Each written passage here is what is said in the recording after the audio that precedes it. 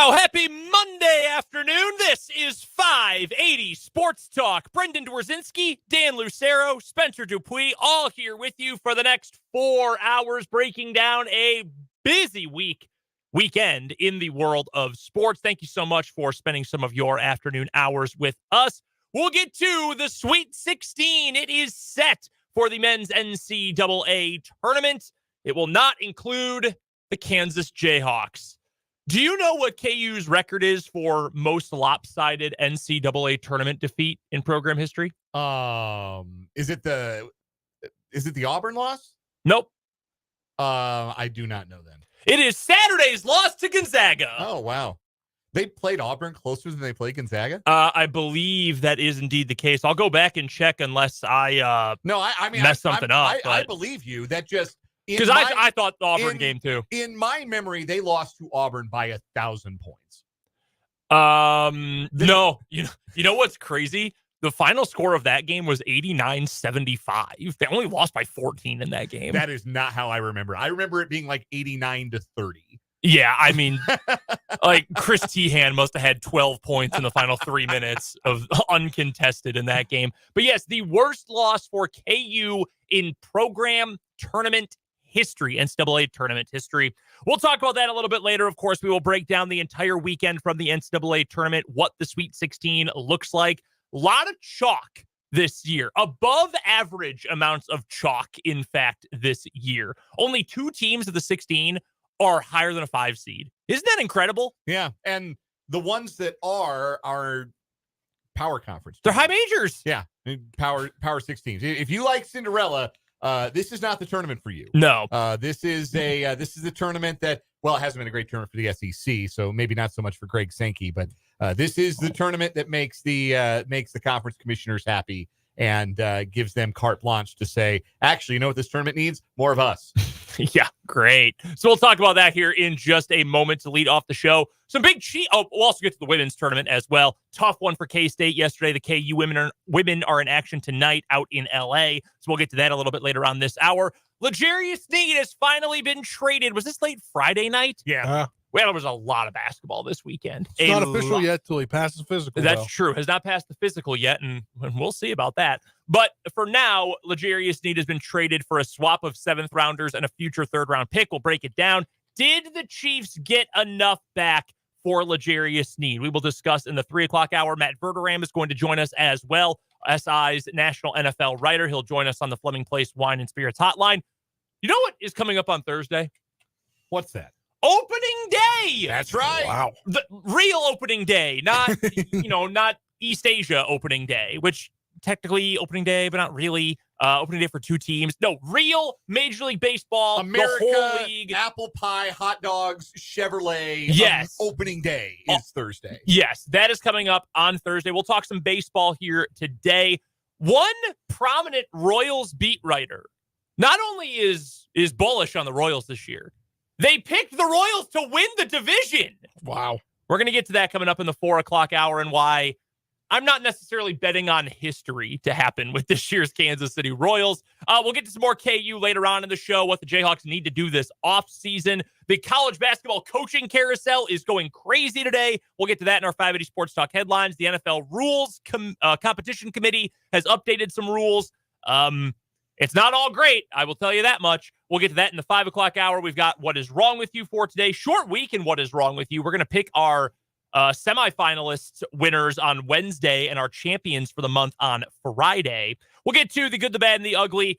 All that and much more coming up today on 580 Sports Talk. We'd love for you to be a part of the show. You know the drill. Hit us up on the Top City Metal Supply text line, 785-272-9429. No more wasting money on metal pieces that leave you with unnecessary leftovers. Top City Metal will cut exact lengths of aluminum, steel, and stainless steel tailored to your project's specifications. Start optimizing your budget with Top City Metal Supply on South Topeka Boulevard, just north of Forbes Field. You can also find us on YouTube. 580 Sports Talk is the name of our YouTube channel. Head to youtube.com, search 580 Sports Talk. That's the easiest way to go find us. Subscribe to the channel. I saw one of you unsubscribed out there. You should go fix that. But if you haven't subscribed already, go subscribe to the channel. Oh, I keep a watchful eye on that number. I saw it go from 471 to 470 this weekend. Y'all ain't slick out there. Go subscribe to the channel. Come hang out with us on the live stream as well. 580 Sports Talk on YouTube is where you can go find us there. I saw this week that the average seed for the I have been corrected, actually. I have been corrected. And I was apparently looking at bad information. KU did not suffer its worst loss of all time this weekend. I forgot about 2021. Oh, the USC game? The USC game. Charles just sent me a DM, so shout out to Charles for hooking me up there. I genuinely thought that game was closer than the Auburn game. I think I just glossed over it. I would have guessed that too. Okay, so let me rephrase then. The worst loss ever in the NCAA tournament in a year that had a real NCAA tournament, not a fake bubble tournament. Yeah. So again, thank you, Charles, for updating me on that. I was way off. KU lost by 34 in that game. So yeah, in years that include an actual real tournament. See, that's what I thought the Auburn game was. Yeah, for real though. And the USC game, I thought the Auburn game was what I thought the USC game was. I thought that was the one where, okay, yeah, they got nuked off the planet in the first half, but the walk-ons made it interesting or whatever. Yeah. So okay, there's your clarification though.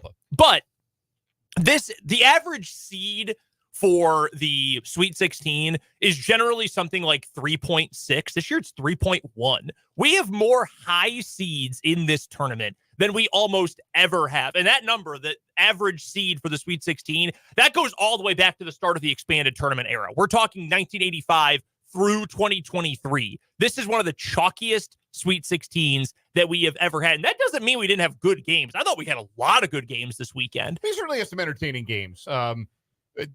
Just last night we had a great game. Yeah, Houston, Texas A&M was remarkable. I can't believe Houston almost blew that game. They had Ollie from Hoosiers out there at the end shooting free throws. They were out of guys. It would have been out of guys if that game had gone double overtime. They are the first team to win with 4 players fouling out in a long time. It's absurd. It is. And it was all their good players. Yeah, they've only got like 10 healthy guys. Like, they really were going to have to play with 4 at some point. It would have been Gene Hackman, my team is on the floor moment. They would have run out of guys. But no, we did. That was a good game. NC State Oakland went overtime on Saturday. That was entertaining. Alabama Grand Canyon was certainly something. I'm not sure I can find the word for what it was, but it was certainly something. That game is going to make an appearance in The Good, the Bad, and the Ugly today. And I've got a teaser for you. It's not the good. I like Tyon Grant Foster a lot. Love him. Maybe he should have said to Bryce Drew, we should try running a play. Do we have any of those, Coach? I don't know that they had any. I'm really not sure. By the way, real quick, can I just make a comment here about Tyon Grant Foster? And I love the dude. His story is incredible. He's a KCK guy. I'm glad that KU can be part of his story. I cannot tell you how many tweets I saw during the 2 games that Grand Canyon played this weekend that KU really could have used a guy like that, huh? Like, imagine this team with Tyon Grant Foster. Guys, one, that like the transferring is part of the reason why he is so good. Like the fact that he has moved levels, has moved systems, has been to different places, and had different life experiences. That is a major reason why he was as good as he was this year. He was the WAC player of the year. The other thing is he stunk at KU. Let's call a spade a spade. He got limited run and was really bad in limited run at KU. No, he got better and got better after almost dying, which is the really remarkable part of his story. And that should be celebrated. Yes. I was talking to you about this, Spencer, a few weeks ago when Caitlin Clark was about to break Pistol Pete's record. Yeah. I had a whole diatribe. I don't know where you were that day, Dan, but I was on this whole diatribe about how Pete Maravich did with the 3-point line, and he only played 3 years. We can have multiple good things. Like, we can talk about multiple good things. There's nuance to things. Yes. This is the same way. He is awesome and has an incredible story, and I love that he's a Kansas guy and a KCK guy, and that he once was at KU, and can also acknowledge he stunk when he was at Kansas. Like, he was a junior when he was here. It happens. Yeah, guys, it happens sometimes. And he certainly did that. Creighton, Oregon was really good, too, on Saturday. Double overtime game there. But that game, real quick. Yeah. That was proof you can win with very little depth in the tournament. And Creighton better than KU this year. I don't think anyone would disagree with that. Those Creighton dudes, they had, I think, 5 guys who all played 40-plus minutes in the game or got close to it. 3 played the entire game. Kalkbrenner sat for, 21 seconds? They brought one guy off the bench in the second half onward. It was that Farabello, who, wouldn't he transfer from, TCU? Or I believe he was. Yeah, I think he was a transfer. TCU guy. Francisco Farabello, TCU. Yeah, you're correct. Good call. He was the only guy that they brought off the bench the second half in overtime, and Creighton didn't run a single play for their 7-foot center the entire second half in overtime and second overtime. And Oregon only had 2 guys who shot the ball, and that was it. They were playing 5. They were playing 2-on-5 on offense, and they still almost beat the 3 seed. They didn't shoot a free throw until there were under 30 seconds left in regulation. They shot 5 for the whole game, and it was all one dude. Yeah, and they almost won. What a silly game, but it was entertaining. But we get to a point now where the only teams seated higher than 5th who have advanced to this round. And by the way, the 5 seeds are Gonzaga, who's been now to the Sweet 16 9 times, and San Diego State, who played for the national championship last year. So we're not talking Cinderellas here, even though those are technically speaking mid-majors. Then your lower seeds are number 11 seed North Carolina State and number 6 seed Clemson, who I watched the end of that Clemson-Baylor game. They tried so very hard to lose that game. They tried extremely hard to give that game back to Baylor in the final seconds. I'm watching Clemson play. I go, oh, hey, that's Joe Girard. I remember him from Syracuse. Mm-hmm. Who are all these other guys? Nobody's. I don't know anybody on that team, man. I don't know a soul who plays for Clemson. I can give you all because he was their other one good player. I can give you 2 guys who play for NC State, and I watched both of their games this weekend. The DJs, and Burns, the big fella. I can't believe the universe denied us the DJ Burns-Eddie Lampkin matchup in the Sweet 16. I'm so upset. I was really, really frustrated with people trying to make NC State out to be bad guys because they were going to beat Oakland. And Oakland tried hard. They were such a great story. Like, you're not making DJ Burns the bad guy. No. I refuse to allow big Cinderella to make DJ Burns into a bad guy. So no. Here's my question. Like, speaking of DJ Burns, here is my question. Is DJ Burns the most interesting player left in the NCAA tournament? Just because he's bigger than average? Because he has a unique body type? Is he the most interesting player left in this tournament? Because I don't find Zach Edey to be particularly interesting. He's a hype merchant. He's 7'4". Good for him. Yeah, Of course he dominates. He's 7'4". He's a literal giant. I do believe that You he's have a to really dominate at that height. Exactly. No kidding. I do think he is very good. Like, I don't think he's just tall. I think he's very good. He also gets the best whistle ever. I mean, officials have come out. There was a about this that officials essentially call fouls all the time because the thought is, well, if you defended him, you must have fouled. He's too big. You must have fouled him. That's not how this works. It's not how it works for any other big man in the country. Yeah, go ask Shaq if he got that whistle. Ask Hunter Dickinson if he got that whistle. Brother, you're telling me. So, like, this is the thing. And I enjoyed the weekend of college basketball. There were some games that were very good, very entertaining, even if they weren't the most crisply played basketball, even if Alabama and Grand Canyon had huge JUCO vibes. I still enjoyed that. I enjoyed the weekend of basketball. Mm-hmm. I can also say, because it feels like either you have to be whole hog, I love college basketball, I will defend everything about college basketball with all my heart and soul, and the other hand is, no, actually, college basketball stinks. It's bad. You're wasting your time by watching it. Only real hoop fans watch the NBA and nothing else. Like, it feels like those are warring factions and there's no room for the gray area in the middle. I'm trying to bring the gray back here and say this was a entertaining first weekend, even if we didn't get any Cinderellas into round 3, into the Sweet 16. Still had some really compelling games and interesting games. But moving forward, like, who's must-see TV in this tournament? Like, honest to goodness, if you were selling this tournament to somebody if you are selling the Sweet 16 to somebody who hasn't watched a lot of college basketball this year, who are you selling? Who are you telling them this is who you've got to watch? Dalton Connect? Like, does Dalton Connect move people like that? I don't think he does. You talking about players specifically or like I'm teams in general? Anything. What is the storyline? What is the hook with this NCAA tournament? So I'll give you a couple you might not necessarily agree with, a couple you could argue for. I think Zach Edey you're right. He should dominate. He's that big.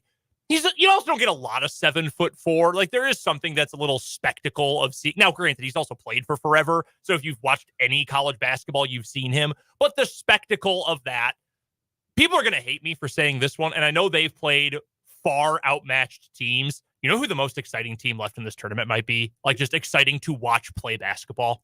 Are you going to say Duke? It's Duke. Man, McCain is hitting shots like that. They're the most fun offense in the game. And granted, I know Vermont, as much as I love my America East boys, they were outmatched in that game. James Madison, I thought they were going to put up a better fight. They looked like a D3 JV team in that game. That was not even because they put too much into their matchup before, like their first round game. Very possible. Very possible. I had them to, I think, my Sweet 16. I think you might have had them in the Elite Eight. No, I had them to Sweet 16, losing to Kentucky. Okay. No, that would have been the Elite Eight where they lost to Kentucky. Yes, in the Elite Eight. That's what I meant. Okay, so winning their Sweet 16. Yes. But I was very much disappointed in how their turnout came. But I mean, they're and Duke pantsed them. You see that a lot though with those double-digit seeds. They win their first game. Like Yale was completely overmatched. Duquesne had no chance against Illinois.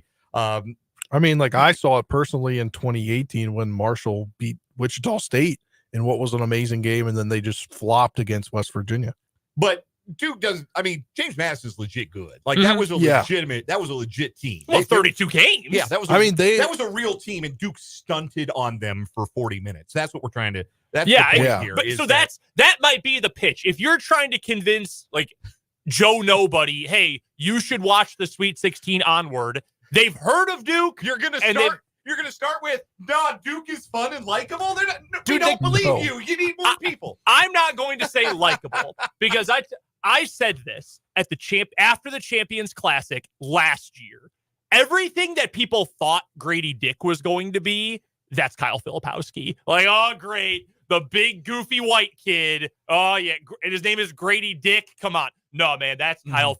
Kyle Filipowski is right in the Reddick and Allen and Leitner tier of Dukies, right there in that group. 100%. So I'm not going to say they're likable, but the style they play is kind of likable. Maybe not the people, but the style. And I don't think anybody there are a few other teams that can play like that. Alabama is extremely unlikable, although Mark Sears is a good player. UConn is not interesting in that way because they've now won 8 straight tournament games by double figures. Like we're used to UConn doing this. Illinois got the propensity for doing that. And I would not try to sell the Illinois roster to the average basketball fan now. No. Who's their best player? Redacted. Man, Terrence Shannon Jr.'s got them charged up. Look like go Google Terrence Shannon charged for more info. Like, no, I'm not going to go do that right now. I'm not going to go tell people to look into Terrence Shannon. Like, the East is every bit the gauntlet that we thought it was going to be, right? Those heavy hitters. You got a national championship rematch in one game. But you can't even sell that because UConn stomped them last year. Yes, they did, and are probably going to walk a mud hole in them again in a few days' time here.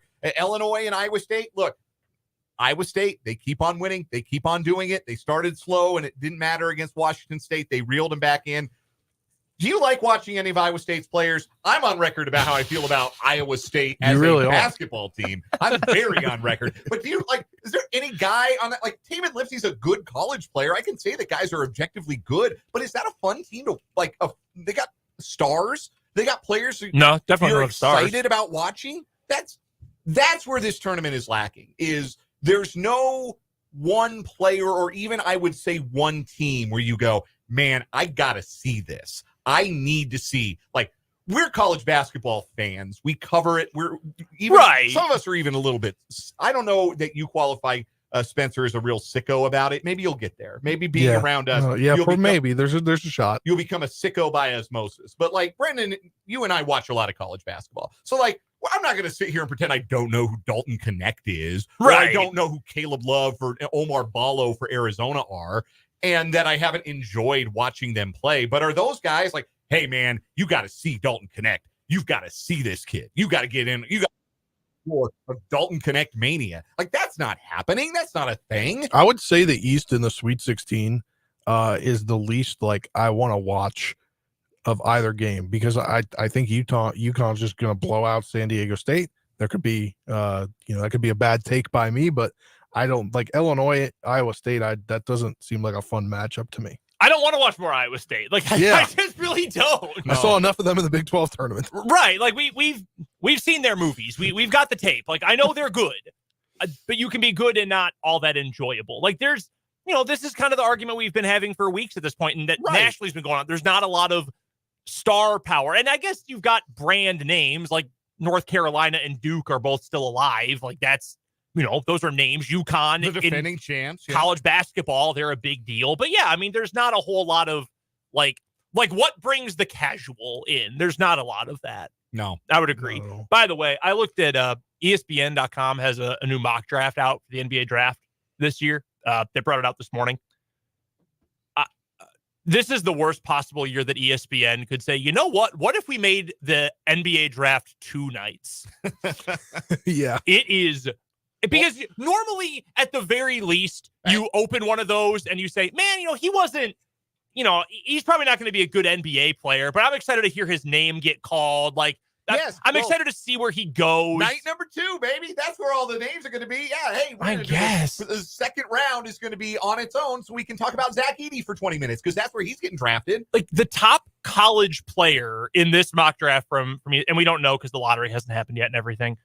Like Rob Dillingham from Kentucky was the top American college player, and I thought Rob Dillingham's fun.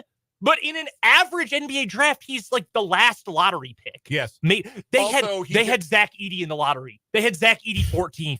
I will bet. He can't move. I would bet my mortgage that Zach Edey is not a lottery pick. But the thought that's even a thought is crazy. How bad the talent is. And we don't have time for this, nor the need to get as esoteric as talking about like recruiting projections for the class of 2025. Like that's not important. But if you are into that kind of thing, if you're into recruiting, go read the writing of Eric Bossy or Travis Branham or the 24/7 guys who do this for a living.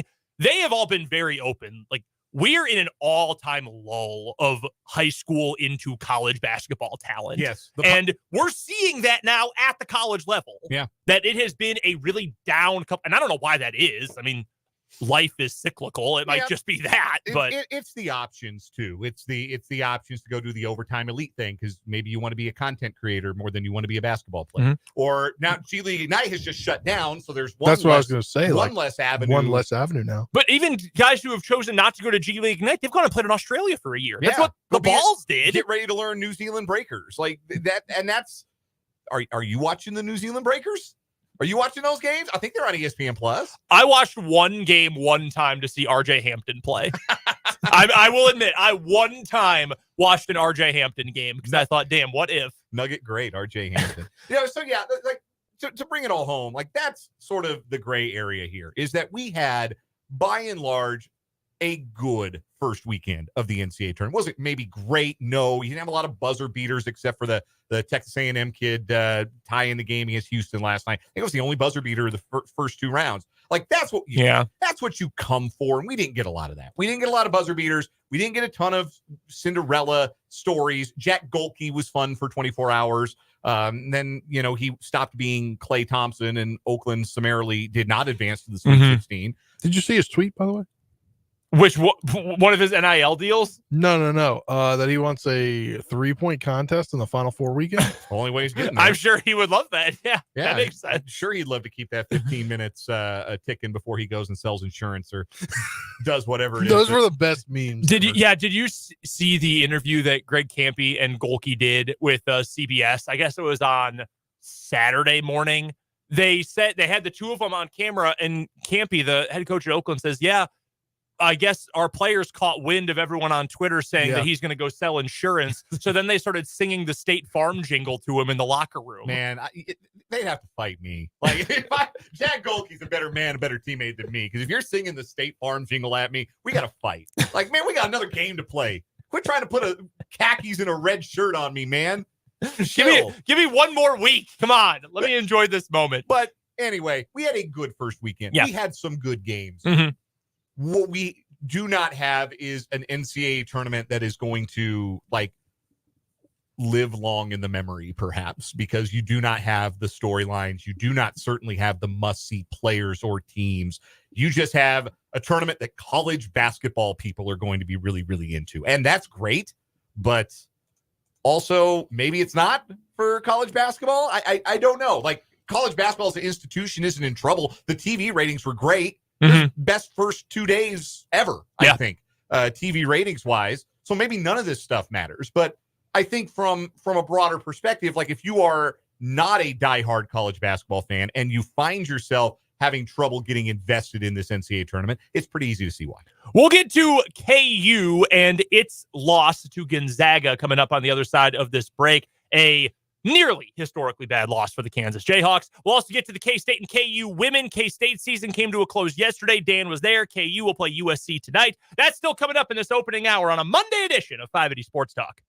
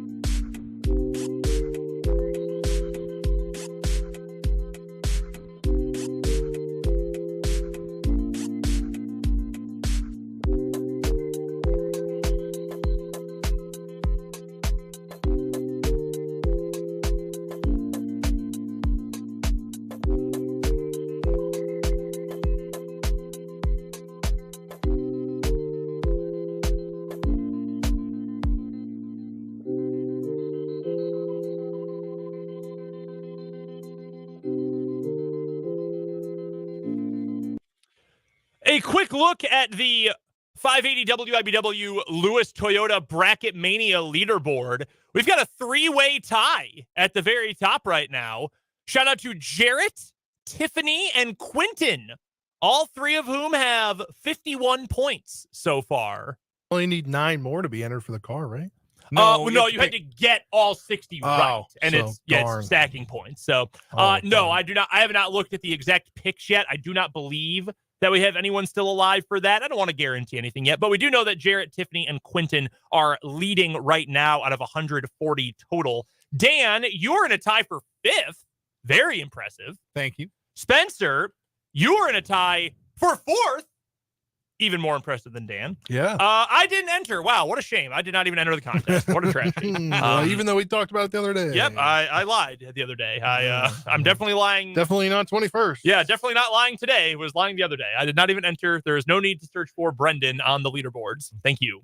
I'm not last place among people who work at Alpha Media Topeka, though. I did see that. So, apologies to Jim Daniels of the Big 94.5 country, who struggle even more than me. This is the worst bracket I've ever had. This is I counted it up. This is the 17th year I have filled out a bracket. I was in, I think, 6th grade it was the first time I did one. This is the worst one I've ever had, which apparently bad year for it to go all chalk and for me to be extra bold with all of my picks. Not a great idea. I'm just hyped because personally, I put in money. I was in one of my buddies from Jace Journalism School. Mm-hmm. He does like either it's a pay in for a bracket or we do like pick'ems every week. Sure. So I join it all the time. And for the first couple of days, I was hanging around top 15. I am currently in 2nd place after the first weekend. Hey. So out of how many? We got 27 in here. All right, it's pretty good. Yeah. Surely your Final Four and championship matchup are intact and will leave you the opportunity to score big points the rest of the way, right, Spencer? I mean, three of my Final Four are intact. And So my no, national championship game is not. So it's Yeah. still intact. I still have UConn winning it all. Probably not the only one in the group with UConn winning it all, though. Yeah, I'm actually tied with the other person that has UConn winning it all. There's Okay. about 6, 7, 8 people with UConn winning it all, but the first 2 people have Houston winning it all. So. Okay. They barely stayed alive yesterday. it's a cruel irony, though, for you, Brendan, that this is your worst bracket. The one year that you allowed your head I know. to overrule your heart and kept Kansas out of off the champion line. I could have kept the streak going and been just as bad, which is really cruel. It really is unfortunate. KU got hammered by Gonzaga, lost by 21 on Saturday. It was just such a predictable way Yes. for the season to end. It was, even after they played that great first half and they shot it great and they really were running and gunning, like, you could kind of tell, okay, if those 3-pointers don't fall in the second half, this might get bad. Well, exactly. KU made 7 threes in the first half. Do you know how many times KU made 7 threes in a game this year? It couldn't have been more than 10. Not many. Not many. And that, to me, was the number one thing. A lot of times you go into half and you can spin things one way or the other. For KU, it was, dang, Gonzaga's playing really well, but our offense looks great. We're right there. We're up by 1. Awesome. The pessimistic, my view of it was, we just shot better in that half than we have in almost any game all season long. Why am I supposed to believe that's going to continue for another 20 minutes? Well, what does Bill Self always say? Water finds its level. Water finds its level. KU found their level in the second half. They got good looks. They just didn't make them, which was kind of par for the course. And Gonzaga just abused Kansas on defense in a way that you never see a Kansas team get abused on defense. No, and I think there are 2 parts of that, and really 2 parts of the entire game, because I saw a lot of people, and I know you're live tweeting a game, you're watching it, you're getting opinions as it's unfolding, whether you're online or just talking to your friends or whatever. You get emotional about it. I get it. I totally understand. You react without thinking. You speak without thinking. I get it. I don't think KU quit in this game. I saw a lot of that online. I don't think KU quit by any means. What I do think is that this team was cooked. I mean, Hunter Dickinson is not a good defender. I don't think he is as bad on the whole was as bad on the whole this year as he was on Saturday. He had nothing. I mean, there was nothing left in those legs. And you could tell when he was shooting the ball offensively. I mean, there was no lift, and he barely has any anyway. Those shots were not close, leaving a lot of them short. His legs were cooked. DeJuan Harris was just out of energy. Johnny Furphy, out of energy. KJ Adams, who goes 110% every minute of every game, he was completely burned out. Like, you just had nothing left. And I'm not making an excuse. I thought KU would lose this game. I did too. I'm not surprised KU lost. I'm surprised it was that bad, but I'm not surprised KU lost. I'm bummed. I'm sad, but And it was that bad because Gonzaga was that good on offense. oh yeah, they were awesome. They were awesome. And they deserve the credit for that. They deserve to be told, hey, you guys were really good and were able to take advantage of KU being really bad in the second half. They got every shot they wanted in the second half. And sometimes in college, getting every shot you want doesn't mean you make every shot you get. Mm-hmm. They seemed to also make every shot they got. What were they, 12 of their first 14 from the field? Something like that. It was a remarkable offensive performance in the second half. They totally took command of the game, and Kansas just didn't really have an answer. I mean, Hunter Dickinson has some flaws as a defender, I think is the polite way to say, to describe his to say the least. issues on that side of the floor. It's not an issue of effort. It's just he's a big guy who's not particularly laterally quick and has a little bit of trouble as a result defending the high screen and roll. Sanford figured this out and ran some successful high screen and rolls. And Kansas's best counter to this was always, well, we can go to a smaller lineup here for a bit. We can put KJ at the 5, or we can maybe we could try to hide Hunter on somebody in the corner and bring Dickinson up to guard or bring Adams up to guard the big. Something I'm surprised he didn't try a little sooner, honestly. But if you had gone to a smaller lineup, that means Hunter Dickinson's not in the game, which means you don't have somebody who can just go score. Who's scoring on offense, and that's an even bigger problem. Man, there was a lineup at one point. I think it was the Gonzaga game. I don't think it was the Sanford one. There was a lineup at one point. It was DeJuan, KJ, not Furphy. He was on the bench. McDowell, El Marco, and Parker Brown. Yeah, what on earth? What? This is an unplayable lineup. Like there's nothing there. And again, why this was so predictable.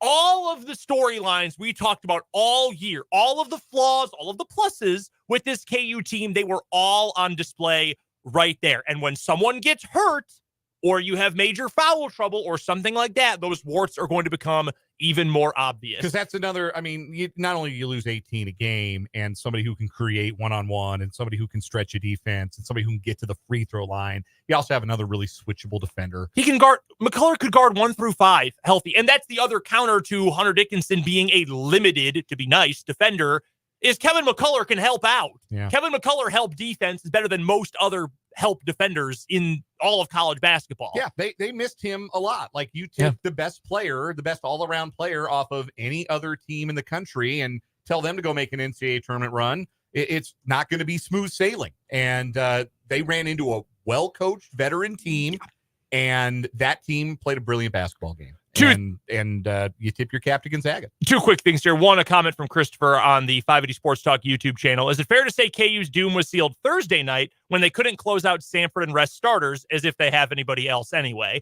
And I think both parts of that comment there from Christopher are true, that, yeah, it would have been nice, especially with how quick that turnaround was. We talked about this on Friday's show.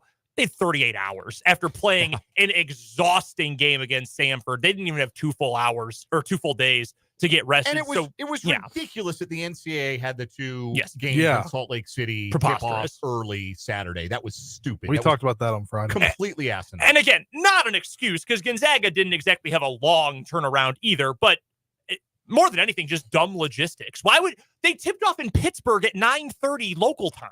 Yeah, and yet they tipped the first game in Salt Lake City at 10:45 local time. That didn't make any sense whatsoever. So yeah, I think it would have been nice for KU to get some extra rest Thursday night during that game. But I think Christopher's also right. I mean, who else are you playing? More minutes for Jamari McDowell? Yeah. How big a lead would you have had to have on that Samford team playing the way they play to feel like, yeah, we can steal some Wilder Evers minutes here? Like, we saw McDowell and Elmarco Jackson try to break the pressure on Thursday night. We talked about that a bunch Friday when we had the short show. Like, terrified. They looked like they were being attacked by, headless horsemen with knives. Like, I mean, it was the most terrifying thing that either of the two of them had ever seen. The other point here, I wanted to get your thoughts. Did you have any issues with the Bill Self comments? And I'm not talking about Brian Fisher of Athlon tweeting one line from a 4-paragraph answer that Bill Self said he was looking ahead to next year for a while now, which was so inappropriate for a professional journalist to tweet like that. I'm talking about the full quote where he said, yeah, I'm looking ahead. Like, who wouldn't in my situation? And that doesn't mean during games I'm looking ahead, but I'm thinking about what did I do wrong this year? What should we do forward next year? That's a completely normal thing to say. And do you know who just got a transfer portal commitment today? Iowa State, yeah. Who is still playing. Yeah. Alabama got one as the tournament was starting. You may have noticed Alabama in the tournament. Yes. Every coach is thinking about next year to a certain degree while the current year is going on. But I think for Kansas specifically, it's not the year. It's not a Bill Self coach Kansas year that he has to his standards. So he knows, well, this is not going to be our year. We're going to be without McCullough. Like, he's been hurt half the year. He even said, 3 weeks ago that he didn't, we started at the week where he's probably not going to play again to the conference tournament. Mm-hmm. Like, so at that point, that's probably him thinking about the players' health and what it actually meant for their team. So clearly he's been looking forward for a long time. He said it, he basically said it like in order for them to do what you normally see, you need your full complement of guys.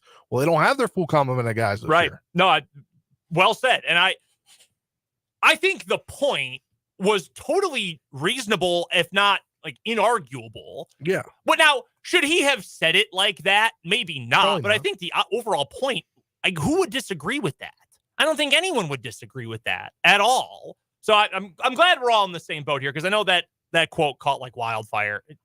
Everyone was thinking the same thing, and he just maybe could have said it a little bit differently, but yeah, it is what it is. We'll talk a little bit later on in the show about what KU is going to have to do this offseason, who may or may not be coming back this offseason for KU. We'll get to that in the 4 o'clock hour. Right now, we have to get to a commercial break, but when we come back, K-State's women lost a tough one yesterday at Bramlage. Incredible crowd. That's a big shout out to K-State fans. KU's women play tonight against USC. We'll get to those games next on 580 Sports Talk.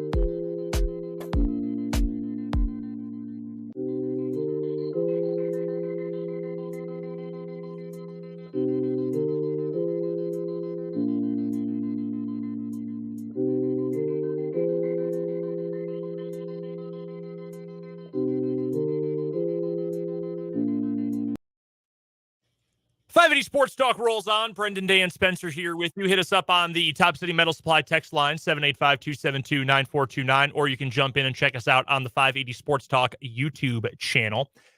And if you wanted to go head over to YouTube, you can see Dan's post-game video from the NCAA women's basketball tournament yesterday from the floor at Bramlage Coliseum. VIP treatment for Dan Lucero yesterday. I was only 4 seats down for Brett Yormark, man. Hey. I was going to ask if you saw him, because I saw a picture of him going courtside. I did see him. Gene Taylor was there. Did you ask about the elote? I did not ask him where the elote, Pistol Pete elote, went at the Big 12 Eats, but I would have implored him to maintain the Big 12 anthem. Never get rid of it. It's perfect. No disagreement from me on that one. It was a good season for K-State. I think that is fair to say. Objectively good. 26-8, third in the Big 12, top 4 seed, got to host NCAA tournament games and packed the house for the second game. Nearly did for the first 2 games. Packed it in for the game against Colorado yesterday. And that goes to like long-term connection between team and fan base, team and community. That's the kind of thing that lasts. Like this is part of Kansas State becoming a legitimate, like a school that can expect success and expect big crowds and expect that kind of reaction to their women's basketball program. That's not a small thing. That's a big deal. That's what. Yes. If that is an accomplishment that this team can point to and hang their hat on and say we've sold out Bramlage Coliseum for an NCAA tournament game, that is not nothing. That means something long-term for the program. I agree wholeheartedly. Was it also a disappointment this year? And I'm not necessarily saying that because I think it is. Again, you lose to a 5 seed as a 4. Now, it's different in the women's tournament because you host if you're a top 4 seed, but Colorado was good. Colorado was top 5 in the country at one point as well, were they not? Both teams were ranked as high as number 2 in the country at one point. So that's a good team. It's a tough tournament. They call it March Madness for the women, too. That's not just a men's thing. It's a difficult tournament to win. Go look at 2-seed Stanford and their crazy game with Iowa State last night is another example of that. 2-seed Ohio State lost their game. Yes, they did. They lost to Duke. Like, you can get got on your home floor. So I saw this, though, online from some Kansas State fans that said they were still disappointed in this year because of how much talent K-State had and because of how long Jeff Mittie has been the head coach and how long into his tenure this program is, and the fact that there was so much hype going into this year. And I know Aoka Lee missed some time, did play down the stretch, though. Was it still a disappointment? I don't know. I don't know that I think it's fair to say that, but I do also kind of understand why some people might think so. It's been 22 years since Kansas State went to the Sweet 16. It's a long time. In the women's tournament. That is a long time. For a Big 12 program, it's a really long time. And they've had good teams. They won the Big 12 in 05, and they didn't advance to the Sweet 16. They won the Big 12 in 08. Didn't advance to the Sweet 16. They were a top 5 team in the country for a spell this year, and they did not advance to the Sweet 16. So, yeah, that's got to feel disappointing. When you have a generational, like, in the rafters player like Aoka Lee as your centerpiece, and you don't get to the Sweet 16 with her, yeah, that's disappointing. When you've got a sold-out crowd that is dying to go nuts and lift you up in the fourth quarter of a game where your defense ratchets down and holds Colorado scoreless for 6+ minutes, and you can only get your 12-point deficit down to 6 in that time frame, yeah, that's a disappointment. There's no other way to say it. And that's probably, like, that's the last frontier of acceptance, for lack of a better term, of women's sports, that I can get behind the microphone on a sports talk show, and it's more than, hey, you know what? Nice try, ladies. Good job. You made a lot of people happy. You sold out. You won 26 games. Nice job, ladies. No, the last frontier of women's sports acceptance is for us to be able to turn these microphones on and say, Serena Sundell turning the ball over 9 times is how you get beat. You've got to have better than that from your junior point guard. I agree. You've got to have something else, a plan B. We have a texter from the 75 who points out Jeff Mittie had a game plan. By the middle of the second quarter, it was clear it wasn't working. Well, the game plan is always get it to Aoka Lee. Colorado was physical with her, and the entry passes were terrible. Uniformly, throughout the night, they did a poor job setting Aoka Lee up for success. And plan B for this team was always, well, you have a dominant post, surround them with shooters, right?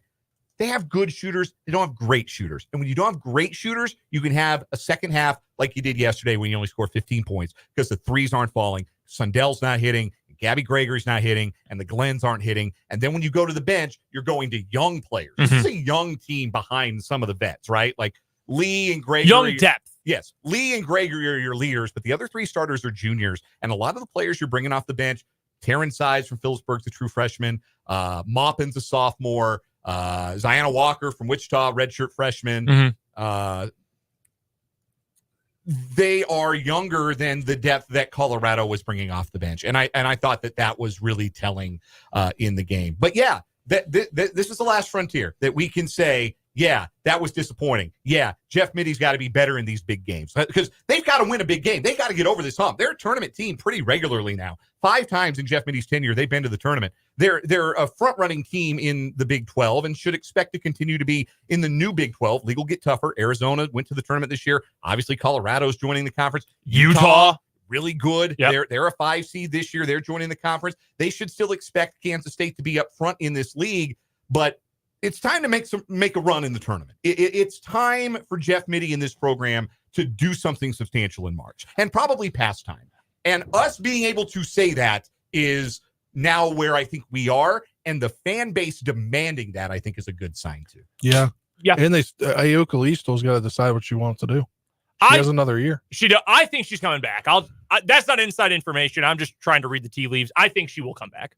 That's my prediction. There is a very real possibility, and I would not be in the least bit surprised if she announces by the end of this week here that she is returning to Kansas I think State. it helps with the juniors on the team. Yeah, and if she comes back and with the other talent returning, Sundell and some of those young, I think Taryn Sides is going to be really good. Yeah, I think she's going to be really, she really good. She should have played more in the second half. You know what she was doing or not doing that the starting point guard was?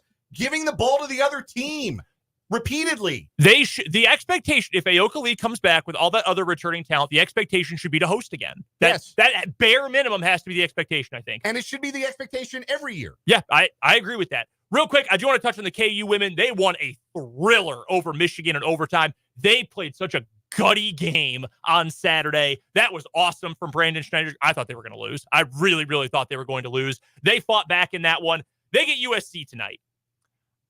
Saying they need to shut down Juju Watkins is like, oh, yeah, and to wake up, you need to stop sleeping. Like, yeah, no duh. But KU can defend. That is one thing. This team is tough. Juju Watkins is going to get her 30. KU has to make sure that happens on 30 shots. Yeah, I agree. That's the key to staying close. I don't know that it will happen, but KU could. It's certainly possible. So exciting for that. That's coming up later tonight. We'll talk some Chiefs and L'Jarius Sneed to lead off the 3 o'clock hour of 580 Sports Talk.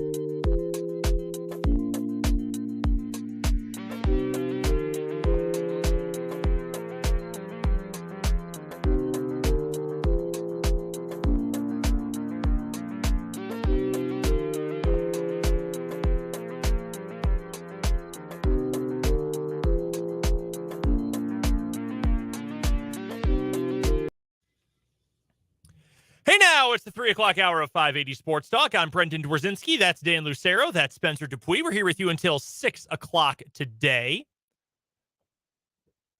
Anything you want to talk about, let us know. You can find us on the Top City Metal Supply text line, 785-272-9429. Or you can find us on YouTube. 580 Sports Talk is the name of our YouTube channel. If you've got a Google account, a YouTube account, well, if you don't, go make one. And then subscribe to our 580 Sports Talk YouTube channel. It's where you can find all of the back catalog of our daily shows. You can find the live stream of the show today and every day that we are live. And you can also go and check out all of our other video, like Dan's recap from the K-State women's game yesterday, wrapping up the first weekend of the women's tournament in Manhattan. Oh, we've got some YouTube shorts that are up. Got all sorts of content. Chiefs recaps from the Chiefs season is in play. Any games we go to, you can find all those on the 580 Sports Talk YouTube channel. One other reminder for you as well, speaking of our Top City Metal Supply text line and our fine friends at Top City Metal Supply, that from construction sites to renovations, from the farm to the garage, Top City Metal Supply understands the value of precision and cost efficiency. So no more wasted materials and no more wasted money, just metal cut to the exact size that you need. Top City Metal Supply can be found on South Topeka Boulevard, just north of Forbes Field. We'll get to L'Jarius Sneed coming up here in just a minute in the trade from the Chiefs to the Tennessee Titans. That came down late Friday night. We'll also talk to Matt Verderame later on this hour, national NFL writer for Sports Illustrated. He'll join us for our weekly Around the NFL slot on Monday afternoons. And we've got the good, the bad, and the ugly. And a good, bad, and ugly rarity that I've got for you guys today. And not necessarily in a good way. But we'll get to that coming up here in about 20 minutes as we recap the weekend. One thing I wanted to touch on real quick, we didn't have time at the end of last hour, but I did want to bring this up. We've talked a lot this year, and I'm sure once the tournaments are done, we will talk about it even more. But the star power in women's college basketball and how they've got more of the stars right now than the men's game has, I think that's certainly fair to say. Yes. I saw this. Gabby Gregory for K-State transfer, spent just 2 years with K-State after starting her career at Oklahoma. She's been great, been a really good player. It's been fun to follow. You know, she's got the GOAT and everything. Fun player, really good player too. And I mean, she was truly broken up about the loss yesterday. I mean, I was watching video from TV folks who posted it on Twitter. I watched the post-game press conferences. I mean, she could barely get the words out. She was so emotional. I get it. And I saw this tweet in response to her from Puff Fizzle on Twitter. I don't know Puff Fizzle's real name, but Twitter user Puff Fizzle. Yeah, so it's a shout out to Puff Fizzle for this one. If you're a listener, hey, let me know your real name so I can give you some credit here. And he posted a picture with his daughter from the game yesterday. And he wrote this: "My daughter is almost 8. She's never been into sports, but she was so into Gabby this year, though, that she requested to go to a game, asked for a woman's jersey for Christmas, and routinely has her mom braid her hair, quote, like Gabby does. So thank you, Gabby. This dad is super appreciative of you." How cool is that? That is awesome. That's what it's all about right there. That is just so cool. I saw that from, again, Puff Fizzle on Twitter. That he's got the K-State quarter zip on. His daughter's got K-State stuff on. That's really cool. That was the neatest thing about having actually gotten to go in person. You know, we've got so many things going on, and as a sports staff, we don't frequently, at all. Yeah. We don't make it out to women's games. And it's not an error of like we don't want to. Yeah. It's not that we're not interested. It's not that we're not following or covering the season, but there's so many days in the week, you know, and you've got to kind of pick and choose. Otherwise, we'd never be home, right? So, you know, we're going to the men's games. We got the high school games going on, and it's not something we get out to a lot. So I say that to say that when I went to cover the NCAA tournament this weekend, I knew it would be a bigger crowd than a regular season game. What I wasn't prepared for was how many kids were at these games. And you think, oh, well, yeah, naturally, you know, you'd think you'd see some little girls, and you do, but it's a lot of young boys too. Around that age, 8, 9, 10 years old. And they've got signs, and they've got shirts, and they've got jerseys. And some of it is just that feeling of community, I'm sure. A lot of those kids, I'm sure, are from Manhattan or the surrounding area, or their parents went to Kansas State, and so that's their school. That's who they like. But they connect with those players too in a really neat way, and I just think it sets up for a really neat future in sports where the biases and the attitudes that the three of us, you're a little younger than me, Spencer, but we're all kind of roughly the same generation of like there are distinct sports generations, right? Like we're the generation that said, actually, you know what? Soccer is fine. Soccer is not the enemy. Soccer is something that people can enjoy. Like people our age are into soccer in a way that the generation ahead of us was always a little bit xenophobic about, for lack of a better way to put it, right? So I think the generation that's coming after us is going to be the generation that says, you know, it's not women's sports or men's sports. It's just sports. Yeah, hoop is hoop. Yeah, it's just sports. And I thought that was really cool. That was my biggest takeaway. That's what I'm going to remember from having covered the tournament was the kids. And, I think that came out what they were. Broadcast as well. I when I was watching the broadcast and they would go to breaks, they were showing some college kids, but when they weren't showing college kids, they were showing little kids. Yeah. No, it's awesome. And how into it they were. No, I wanted to share that story, though, because I thought that was really, really cool. Because we've all got a story like that, right? Like you got to see your favorite player or whatever. There's that moment where it clicks. Like if you're a sports fan as an adult, there's that formative moment when you were a kid where it clicked. Yeah. That player or that team or that time you got to go to a game, whatever it is, we all have that story. Yeah, so I wanted to share that because I thought that was really cool. So shout out to our guy Puff Fizzle on Twitter. L'Jarius Sneed gets traded on Friday night. I want to make sure we get to this. We've talked so much about where is he going to go, for what price. L'Jarius Sneed is headed to the Tennessee Titans. As Spencer mentioned earlier, he's still got to pass a physical before this becomes official. But I say that because Andy Reid was asked about it and he couldn't talk about it today. Right, exactly. Meetings. So as of now, the framework of the trade is L'Jarius Sneed is going to Tennessee. The Chiefs are going to, in exchange, get a flip of 7th-round picks this year and a 2025 third-round pick. L'Jarius Sneed, meanwhile, is going to become the 4th highest-paid cornerback in the NFL. 4 years, $76 million, 55 fully guaranteed. That is now $19 million a year. That is tied for 6th most among cornerbacks, and it's the 4th most guaranteed money among cornerbacks in the NFL. Something he wasn't going to get from the Chiefs. No chance. You are spot on about that. That's the most surprising thing about this to me. I like Sneed a lot. He's really good. He should have been an All-Pro this year. Without a shadow of a doubt, should have been an All-Pro this year. I did not think a dude who the Super Bowl champions clearly were willing to just get rid of, who's got a bad and apparently very concerning knee issue, was going to get $55 million guaranteed. That is a much bigger surprise to me than the return. So what I found to be interesting in the wake of this, I forget which website it was. It might have been ESPN. It was Jeff Howe, wherever Jeff Howe writes. That's The Athletic. The Athletic. Yeah. Okay. My mistake.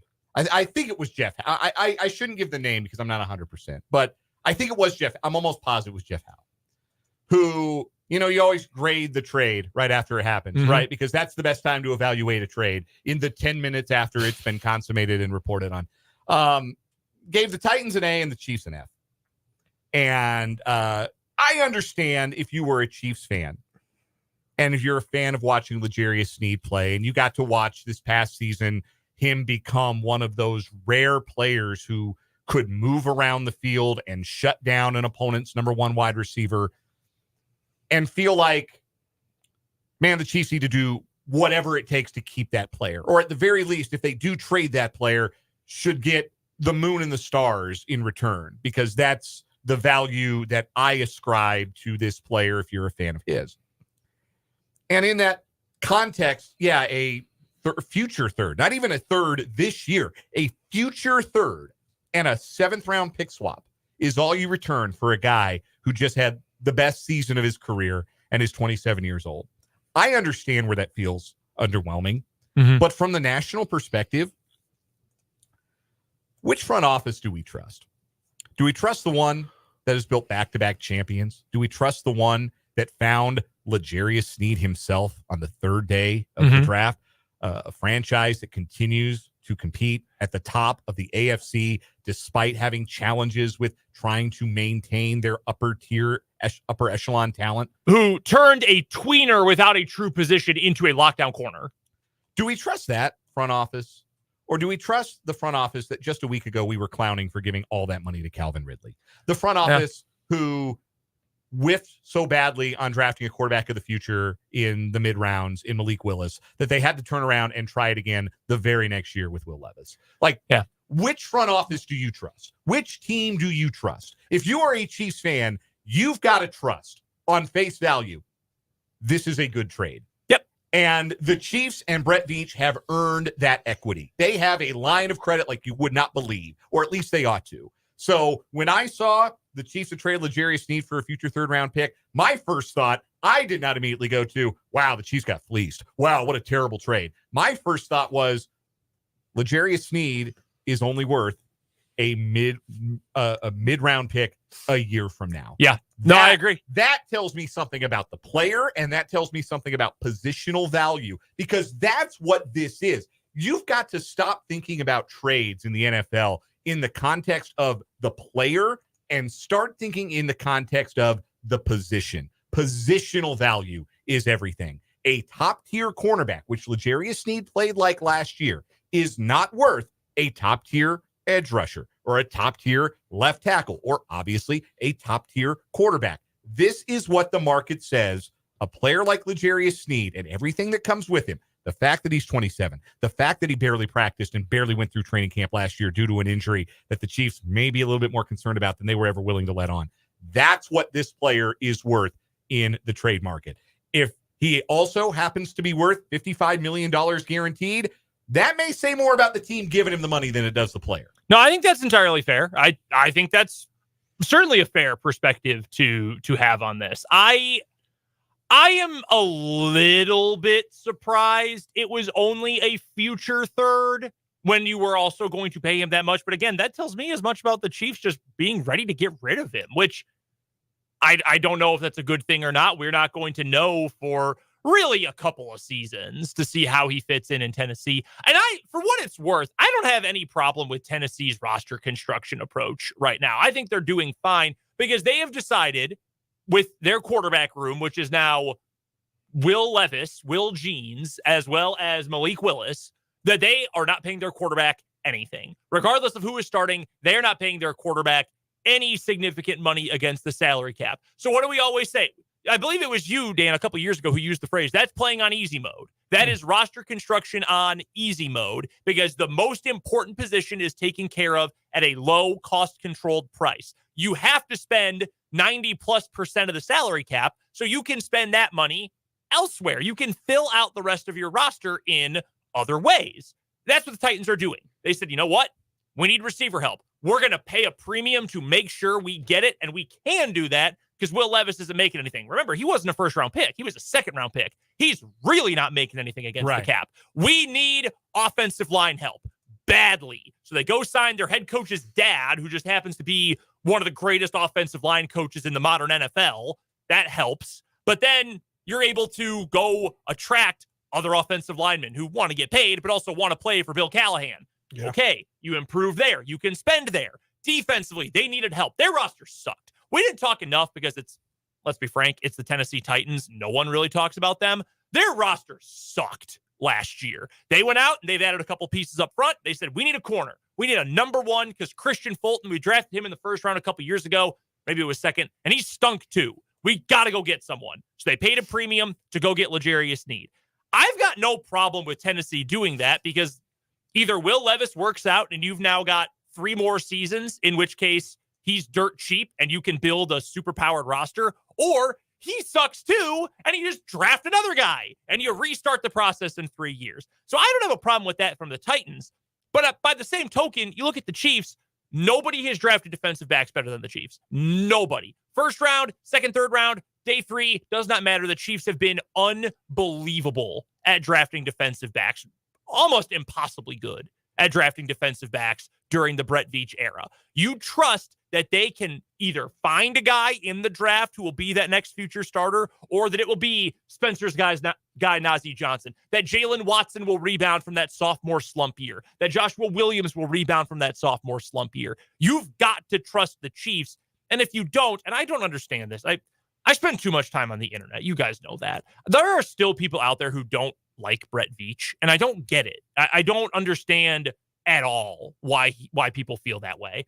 But you've got to complain him. about something, right? I guess.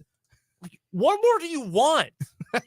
Genuinely, what more do you want? And it's always, well, there's a hole every year. Yeah, that's the whole reason that the salary cap exists. Yes, that is by design. That is a feature of NFL roster building, not a bug. Like, that's the reason you pick last every year when you win the championship and stuff like that. Like, you're supposed to have problems. That's the way. That's why the NFL is this big behemoth, and we always have worst to first and first to worst teams. We talk about it all the time. The NFL, one way or another, drags you to 8-8. Well, I guess 8-9 or 9-8. However, when you look at it, you are being dragged to mediocrity one way or another. If you are at the bottom, the higher draft picks in the salary cap room that allow you to sign free agents drag you to the top. If you are at the top, salary cap constraints and drafting late in the draft, late in the rounds, drags you back towards the middle. You are always being pulled back in that direction. The Chiefs appear to be the exception to this rule because they have Patrick Mahomes and no one else does. Like, when you have the quarterback, you can avoid being pulled too far down in the wrong direction. And the Chiefs, for getting that right, should have a line of credit equity that extends into space. Like, you have to, I think, when you evaluate a move that the Chiefs made, they have done enough and pushed enough right buttons that the first question you have to ask yourself was, well, if the Chiefs think this is a good idea, maybe it is. If this is the value they got for L'Jarius Sneed, maybe this is not a result of Brett Veach turning down first-round picks and second-round picks. This was what it was. Matt Derrick told us that. We just talked with Matt about that the other day on Friday's show, where he said, hey, look, maybe the reason why is that the market is just not what people think. Fans overrate the value of veteran players. Their own veteran players. Yes. That always do. And that's fine. They're your guys, and you know that they're good. L'Jarius Sneed is objectively a good player. No one is going to disagree that he is a good player who is coming off of a truly great year. But that, we always joke about how Brett Veach, like, you turn 29 years old and suddenly you're mincemeat, like you're not worth anything to him anymore. Most of the NFL acts in that way, but I hate to break it to you, but that's kind of how most of the NFL operates. Did we learn nothing from the New England Patriots? Did we learn nothing from how they were able to sustain the level of greatness they sustained for 20 years? It wasn't just having the best quarterback and the best coach, though that was a big part of it. It was also knowing when to hit eject on veteran players, knowing which veterans were the important ones to keep and extend, and which veteran players you could say, hey, thanks for the memories, but we're moving on. The Patriots did this routinely with guys. They cut Lawyer Malloy a week before a season began. Their starting safety. He signed with the Bills. The Bills walked a mud hole in the Patriots, and then the Patriots lost one game the rest of the season and won the Super Bowl. Like, do we learn nothing? Clearly not. This is what the Chiefs are doing. This is the don't trade a player a year too late. You'd rather do it a year too early. This is how a dynasty is built. Making hard decisions like this, ripping off some Band-Aids like this, and maybe making a move that's going to get an F from some wise guy in The Athletic. But if you're a Chiefs fan, you ought to know better. You ought to trust this front office to make the right call. Chiefs just won a Super Bowl without any decent wide receivers, aside from a guy they drafted. What were the complaints all last offseason? We don't have enough receivers. Go get a receiver. Go sign a receiver. How badly did the Chiefs want, and this show too, let's be fair, this show too, want Patrick Peterson? It was a new corner every year. Every year. It was Jalen Ramsey. It was AJ Boye. You know where he is these days? Neither do I. Yeah, no clue. Like that. Last offseason, how much airtime, how much oxygen did we expend on the DeAndre Hopkins hypotheticals or the OBJ hypotheticals? Yeah. Trust this team. They get it right more often than not. Again, the surprising thing to me is they got $55 million guaranteed to L'Jarius Sneed. I'm happy for him. This is not a L'Jarius Sneed commentary. Good for him. Yes, he got the bag. Yes, that's what he wanted. If a player can get a bag, shout out to them. Yeah, no, exactly. But again, this is the same franchise that gave Calvin Ridley the kind of money that made us all roll our eyes, and now all of a sudden they're brilliant because they gave L'Jarius Sneed $55 million. I don't know, man. It's also probably worth mentioning. What does Brett Veach love to do during the draft? Trade all over, trade up, down. moved like 4 spots. He did that. The Sky Moore pick was a trade down, I believe, 4 spots a couple years ago. A third-round pick in 2025 might not just be a third-round pick in 2025. That could very easily be a chip to move up this year or move around this year when you don't have a whole lot of picks available in your arsenal this year. We'll talk some more NFL and some more Chiefs with Matt Verderame coming up here in about 10 minutes. First, though, we'll get to a break, and we'll recap the weekend with the good, the bad, and the ugly coming up on 580 Sports Talk.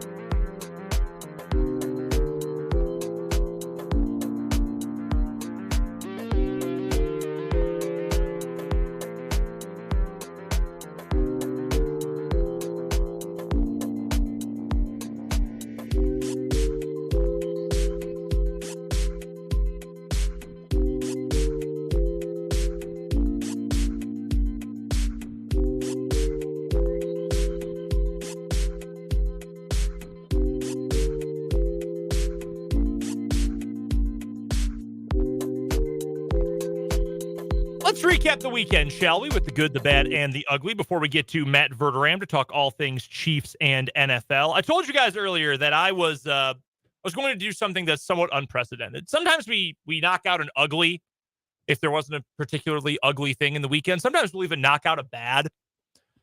I don't have a good. Nothing to smile about in my life. No, I'm doing double bad this week. Okay. Number one is indeed sports related, and I told you this was going to be included for me. What is Grand Canyon's offense? Can you describe it to me? Bryce Drew standing on the sideline yelling at Tyon Grant Foster, "Cook him! Cook him!" Yeah. That's their offense. Yeah. I mean, it's like watching an Overtime Elite hype video. Like, I can't believe watching it. And I love Tyon Grant Foster, and I'm so happy for him and the adulation he's gotten during this tournament and during the end of conference tournament play. And it would have been cool to see Alabama lose because they're very easy to root against. I mean, just pathetically awful offense. Did you hear Charles Barkley talk about them? Oh, incredible. He said, and I'm quoting, "That was the dumbest game of basketball I think I may have ever seen." And then later on, they said they had 5 assists on their made baskets. And Charles Barkley said, 5 whole assists? We've got a crack staff if they found even 5 passes. Nah, for real, though. He was right. He was right. They got to a point where even Clark Kellogg, who pretty much has to play ombudsman during their segments in studio on CBS, where Kenny or Charles will say something absurd, and then Clark Kellogg will be like, okay, well, that's not really how college basketball works. Even he was in agreement, saying, yeah, no, pretty much. That's I also don't know what they were running. So that was bad. good game in terms of entertainment value, bad game in terms of if you are a coach, like if you are a high school basketball coach, you had to have called your players during the game and said, turn this off. I don't even want you exposed to this. So that was bad number one. That was pretty bad. Did you have a good? I did have a good. Let me tell you about 3 times Peter Malnati almost made me cry on Sunday. Peter Malnati is a veteran PGA Tour player. You would charitably describe him as a grinder. He's 36 years old. He's got 1 win. He won at the Sanderson Farms Classic 9 years ago. Okay. Pretty much just a guy, though he is on the tour advisory board, kind of representing all the other just a guys on tour. Mm-hmm. Peter Malnati wears a bucket hat and plays a yellow golf ball, which shout out to him. I also play yellow balls. I find them easier when I hit them into the woods or other places. But he plays a yellow golf ball. And I happened to read a quote by him on Sunday morning where he said he does it because his 3-year-old son picked it out for him and likes the yellow golf balls.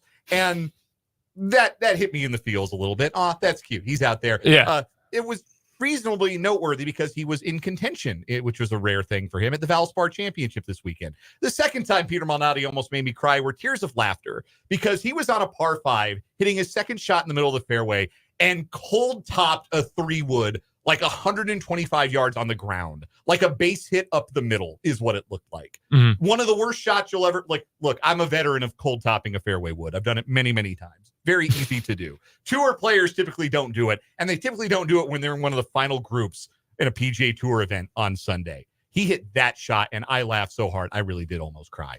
The third time, Peter Malnati won the damn tournament. He won by 2 shots, his first win in 9 years. And in a very emotional post-match interview, while he's holding his 4-year-old son in his one arm, struggling to get words out, thanking his wife for the support, and talking about how much it meant to him. Well, I mean, I'm not made of stone, man. I was just really, really happy for Peter Malnati in that moment. You like underdog stories? You can still get them in golf.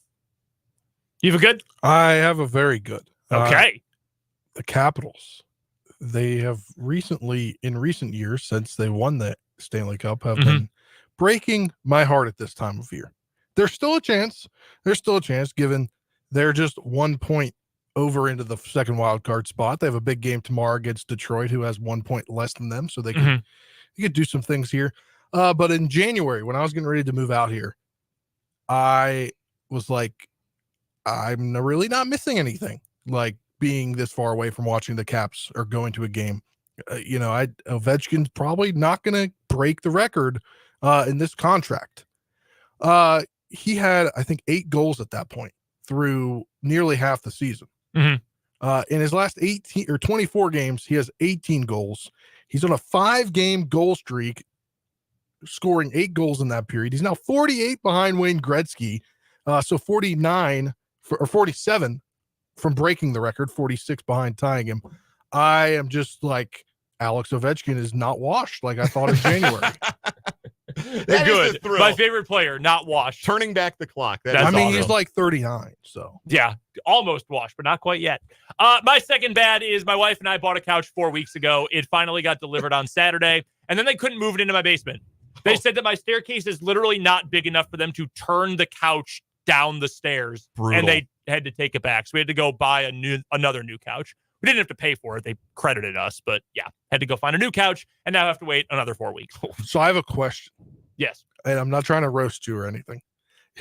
When you bought this couch, had you already bought in the house? I can't remember. Yes. Yeah, we had already moved in. Did you not like take a tape measure and see how try to figure out if it would fit? Well, we did not measure the specifics and know that the couch was too big to fit in the 12-inch drop in the ceiling in our stairwell to the basement. I didn't know how many pieces our sectional was coming in. I did not know they couldn't turn the thing. Okay. So instead of one big couch, we are now getting 2 small couches. You get wait 4 more weeks. Get IKEA, you can build it in the basement. I don't want to do that, though. I want someone else to bring it to me and set it up for me. I respect that. Your bad? My bad was, watching Grand Canyon try to run offense, whatever that was. That was bad. They should have won that game, like if they had played. My bad was that my girlfriend was hanging out with my whole family this weekend, and I was here in Kansas by myself. That's Shout out funny. my mom's birthday yesterday. Oh, happy birthday. Shout out. Mrs. Dupuis. Yeah. My ugly, by the way, for the week, Samford. We talked about this on Friday. They got screwed by that call. That was an awful call at the end of that game. Very, very bad. KU is fortunate. KU was still winning at the time. Very fortunate. Samford made T-shirts that say all heart, all ball. I have never seen a bigger loser move in my life. I already had no respect for them because they play 7th grade basketball. I have even less respect for Samford as a program. You lost! A lot of writing on those shirts, but all I can see are the letters L. Also, by the way, you going to pay Nick Timberlake for using his name, image, and likeness on that T-shirt? Because if you're not, I would be pretty PO'd if I was Nick Timberlake. Yeah. You have an ugly? Yes, my ugly is if I ever have to hear Shea Gilgeous-Alexander and Chet Holmgren sing What a Girl Wants by Christina Aguilera, I'm going to lose my ever-loving mind. That is the worst commercial that has ever existed, and I hate the Oklahoma City Thunder now. I hope they lose in the first round of the playoffs. I agree with every point there. While a great season, it was a horrible end for my beloved Marshall women's basketball team. A 43-point loss to Virginia Tech, who was without their best player due to an ACL injury. And then lost in the next round. Yeah. Not the best showing for Marshall on national TV, I should say. But here we are. They're turning the program around. Turning the program around. That's all you can ask. Matt Verderame joins us next on 580 Sports Talk.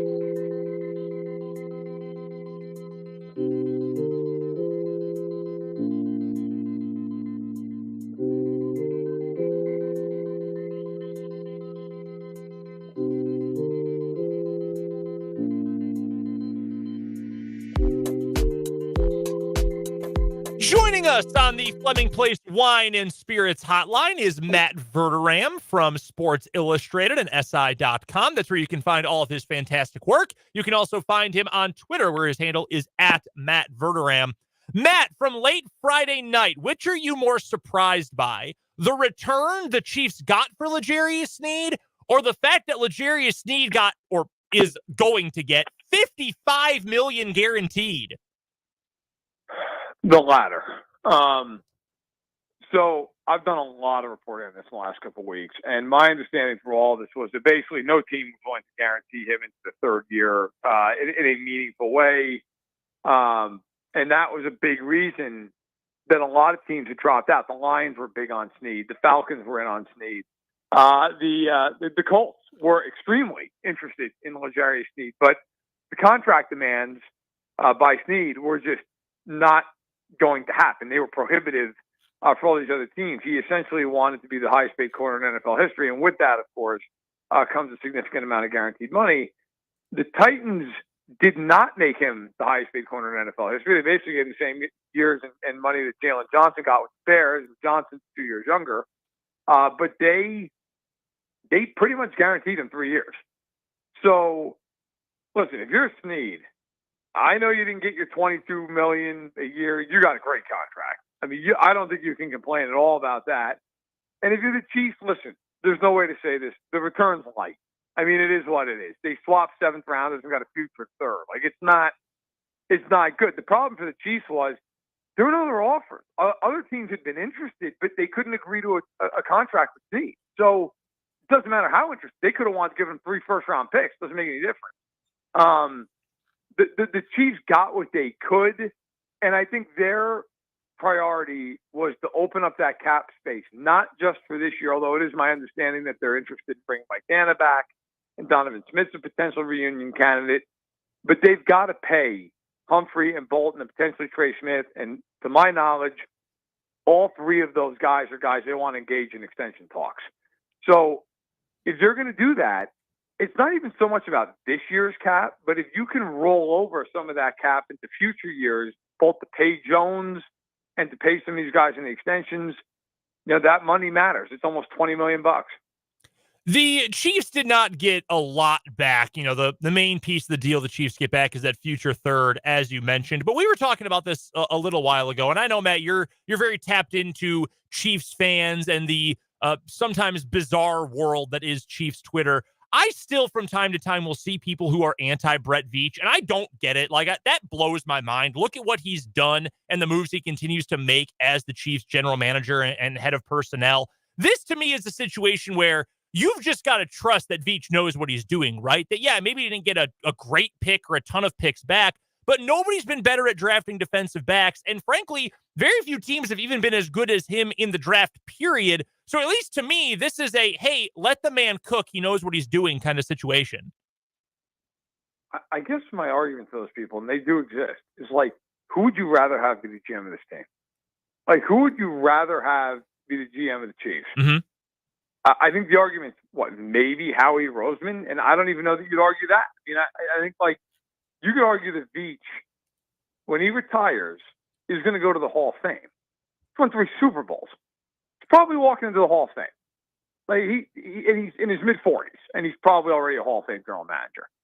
And so, look, the thing people have to remember, it's not the value that you think L'Jarius Sneed has. It's the value that he actually has. And in this case, you're trading a guy who needs to get paid a lot of money, who a lot of people in the league are very concerned about his knee, who a lot of people are sitting there going, hey, look, if you're paying him real money, it's into his late 20s, potentially even into his age 30 season.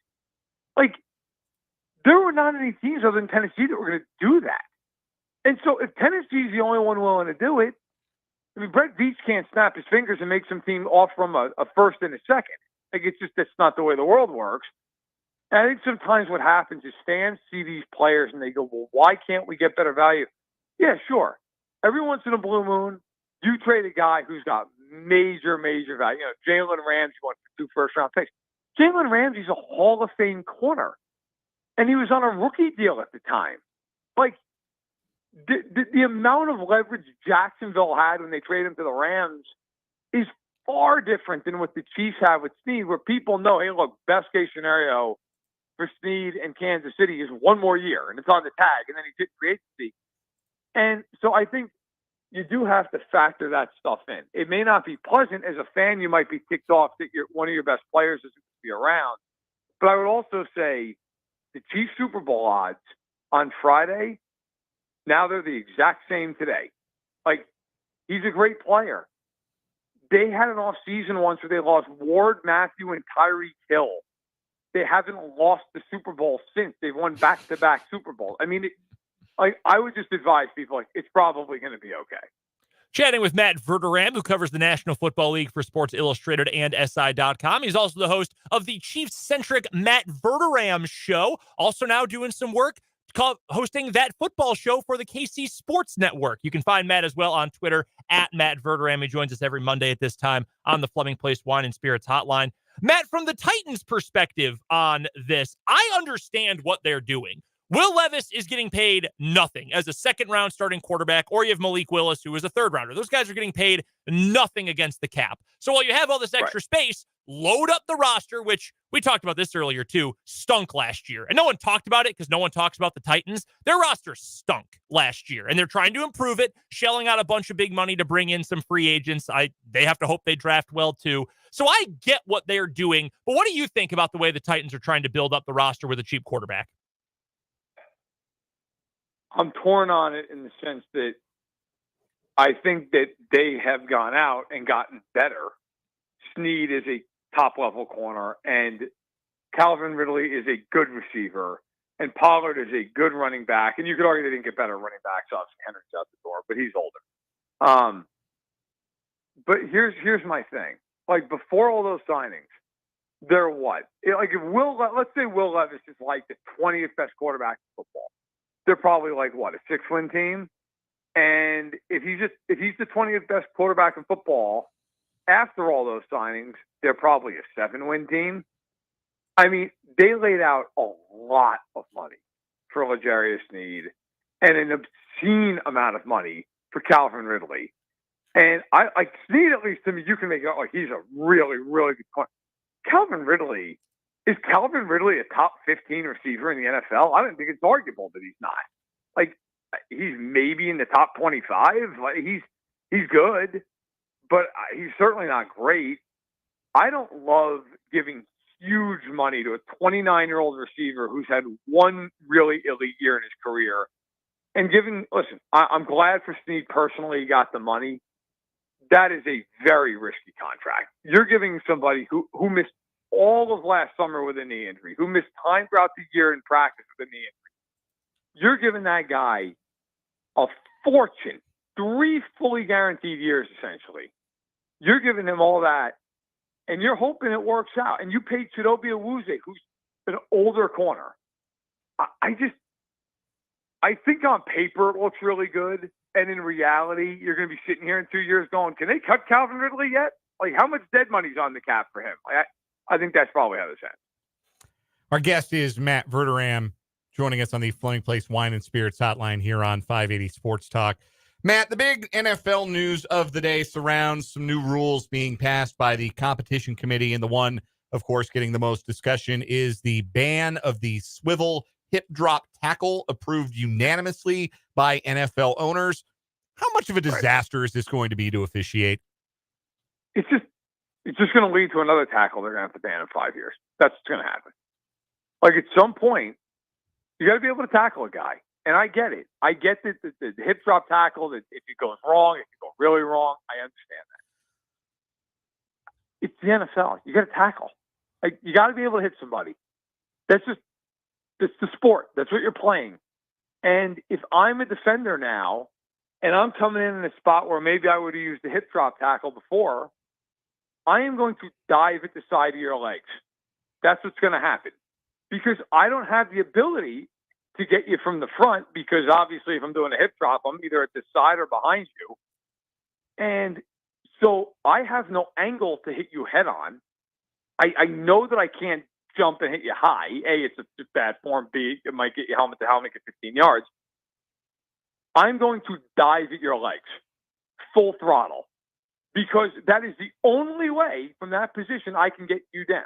And if you think about it, that's probably going to lead to knee injuries, because guys are just going to dive at the side of your planted leg. And unfortunately, if it's planted the wrong way and they get you in the knee, that's it. Like, I understand the reflexive nature of saying, look, we want to make the game safe, but there's consequences to every move you make. And if you get rid of this hip drop tackle, okay, that is a tackle that is made when a player is to the side or behind. Now you've got only so many options here. And I think it becomes really difficult. Do you grab a guy basically by like around the belt area and just try to yank him down backwards? I mean, now if you get them too high, of course, it's a horse collar. There's nothing in the rule books. You just can't grab them by the numbers essentially and pull down with 250 pounds of force to get the guy to the ground. I think it becomes something that in theory is a good idea to ban this tackle, and in reality is just going to lead to other things that are every bit, if not more dangerous.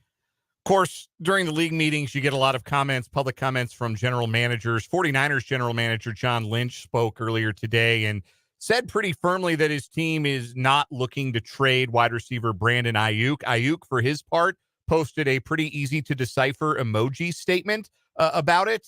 It went money talks and something else walks, bulls something else walks. Do you think Brandon Ayuk is wearing a different uniform next year, or do you think the 49ers get something done with him long term? I think they'd like to get something done with them long term. The Niners, look, this ride of having the best roster in football because you have a cheap quarterback, which has been going on with them for years now, it's going to end after this year. I mean, at some point, Purdy is going to be paid if they truly believe in him. And that point's probably next offseason when he becomes extension eligible. They have a slew of big names who are hitting free agency over the next couple of years. Tavares Ward is due for a contract after this year. Hafunga is due after this year. I believe Kyle Juszczyk is due for another contract after this year. Obviously, Brandon Ayuk is up. And then after that, I believe it's like Greenlaw and Warner, who are both up. Obviously, Armstead's already out the door. They're paying Bosa as if he's a quarterback right now. Deebo Samuel is up in 2 years, as is George Kittle. I mean, it is one. They're going to have to make a lot of tough decisions here. I don't care how creative you are with the cap. At some juncture, you're losing some of these guys. I mean, it's just the nature of the NFL. It's the way business is conducted. I think with Ayuk, they'd love to bring him back, and maybe they look at like, hey, we could bring him back. Deebo walk. Okay, yeah, sure, fine, you could do that. But I would suggest, like, if you're the Niners, this is probably your like all-in year. This is probably it, because after this, you're just simply there's no mathematics. You're not going to be able to retain all these guys moving forward. Wrapping things up with Matt Verderame of Sports Illustrated and SI.com, joining us here on 580 Sports Talk, as he does every Monday at this time on the Fleming Place Wine and Spirits Hotline. I wanted to move to the draft here quickly, Matt, and we're a little short on time, and I know there might be a lot to this question, but is there any reason for the sort of public flip in perceptions between Jaden Daniels and Drake May recently? Because Drake May, for 2 years now, has been considered, he's number 2, if not 1B, to Caleb Williams at quarterback in this draft. But over the last couple of weeks, all of a sudden, the odds-on pick to go number 2 overall is Jaden Daniels from LSU. Is there any real reason behind that, or is that just like draft guy Twitter pick fatigue? I just think that a lot of people have a lot of time in their hands, and I'm not saying Daniels shouldn't be the number 2 guy. Like, I am not draft Twitter guy. I'm not that person. But you're right. I mean, May's been number 2 for 2 years, and now all of a sudden, like, somebody just up and decided and was like, you know what, not anymore. He's not. And I think part of that is, we just have forever. It's like by the time we get to the draft, there is absolutely going to be somebody who's like, Marvin Harrison Jr. is not a top 15 pick in my eyes. Like, it's just going to happen because somebody just decides, like, you know what? I'll be that guy this year. I'll have the most outrageous take that there is. I think, a lot of that. And then, you know what? The draft happens every year, and everybody realizes you don't know. Because some guy everybody thinks is going in the 20s goes like 78. It's the way of the draft. It's the way it works. Are there any other prospects that you have heard of, specifically quarterback-wise? Because everyone knows Caleb Williams is going to the Bears. As much as Ryan Poles tried to hide that, we know he is going to the Bears. Is there anywhere else in the the quarterback pantheon here, the hierarchy for this draft, where it does feel like someone has made a significant stride recently? A lot of people believe it's McCarthy. Some people might be enamored with, Penix or Nix. Or have things really been kind of stagnant since the college football season ended? I think McCarthy's the one that the more you talk to people inside the NFL, the more it's clear that he's really liked by a lot of talent evaluators. Look, I think there's a real chance McCarthy goes 4th overall. Wow. Like, I think there's a very real chance it's 1, 2, 3, 4 at quarterback, and the Chargers just say, thank you very much, pick Marvin Harrison Jr. Although the Chargers could even take a tackle, and you couldn't really argue that either. But Yeah. Look, I think the Vikings clearly are trying to move up. The Broncos could try to move up, although the Broncos are going to be hard pressed unless they give up a future first because they don't have the second round pick. And if you're Denver, do you want to give them another first round pick? The Raiders are going to try and move up. That's been out there. You hear that a lot. But I think Minnesota is the most well-positioned team to do it. And but listen, I think the real question to me in this draft of quarterback, it centers around Nixon Penix. And I think Penix is the guy. You talk to some people, and some people love him and think, hey, he could be a top 15 pick. And you talk to other people who are like, wouldn't take him for the middle of the second. Now, look, all it takes is one team. I would suggest that he's probably more likely to go early than not. But he's a fascinating guy. Between the way he played at Washington, the injury history, his age, there's a lot of pluses, a lot of minuses. Which team is going to say, you know what? We'll take him. We'll take a shot on him. I find that fascinating. Matt Verderame covers the whole NFL for Sports Illustrated and SI.com. He is also the host of the Matt Verderame Show on Patreon and the host of the brand new That Football Show podcast over at the KC Sports Network as well. Make sure you're following Matt on Twitter at Matt Verderame is his handle there. He joins us every Monday at this time on the Fleming Place Wine and Spirits Hotline. We appreciate it as always, Matt. Thank you so much for the time, and we'll talk to you soon. Sounds good, guys. Take care. That is Matt Verderame from Sports Illustrated joining us here on 580 Sports Talk. Coming up in the 4 o'clock hour of the show today, we'll get to some Major League Baseball. Opening day is 3 days away, so we'll talk a little bit about this year's AL Central. We've got What Is Wrong With You, and what should the wish list look like for KU, both in terms of player retention and player additions this offseason. All that, plus your texts and comments coming up next hour on 580 Sports Talk.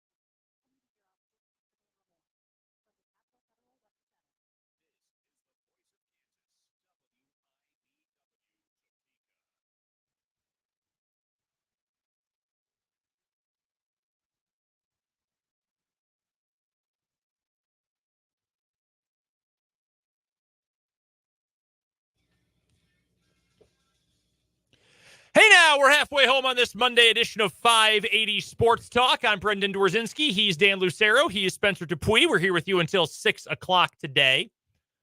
Short week of shows this week. We're on full-length shows today and Wednesday, 2 to 6. We're off just a little bit early tomorrow. We've got K-State baseball for you tomorrow. Yeah, we do. Batcats in action. It's playing really well. Red hot K-State baseball. Yeah. Nationally ranked K-State baseball. How about that? Winners of 9 straight K-State baseball. First place in the Big 12 K-State baseball. All right. We get it. They're good. We're going to hear from them tomorrow. And they got Texas coming to Twinton Family Stadium this weekend. So if you are a K-State sports fan, you roll right from the end of basketball to get hyped for baseball. One men's team that probably won't frustrate you as much as the men's basketball team did this year. Haven't committed a single turnover all season. You know who? That's pretty good. You know who's coming to town this weekend? It's Texas. Who are they playing tomorrow, Dan? Spencer? I knew this. I knew it because I wrote it down earlier.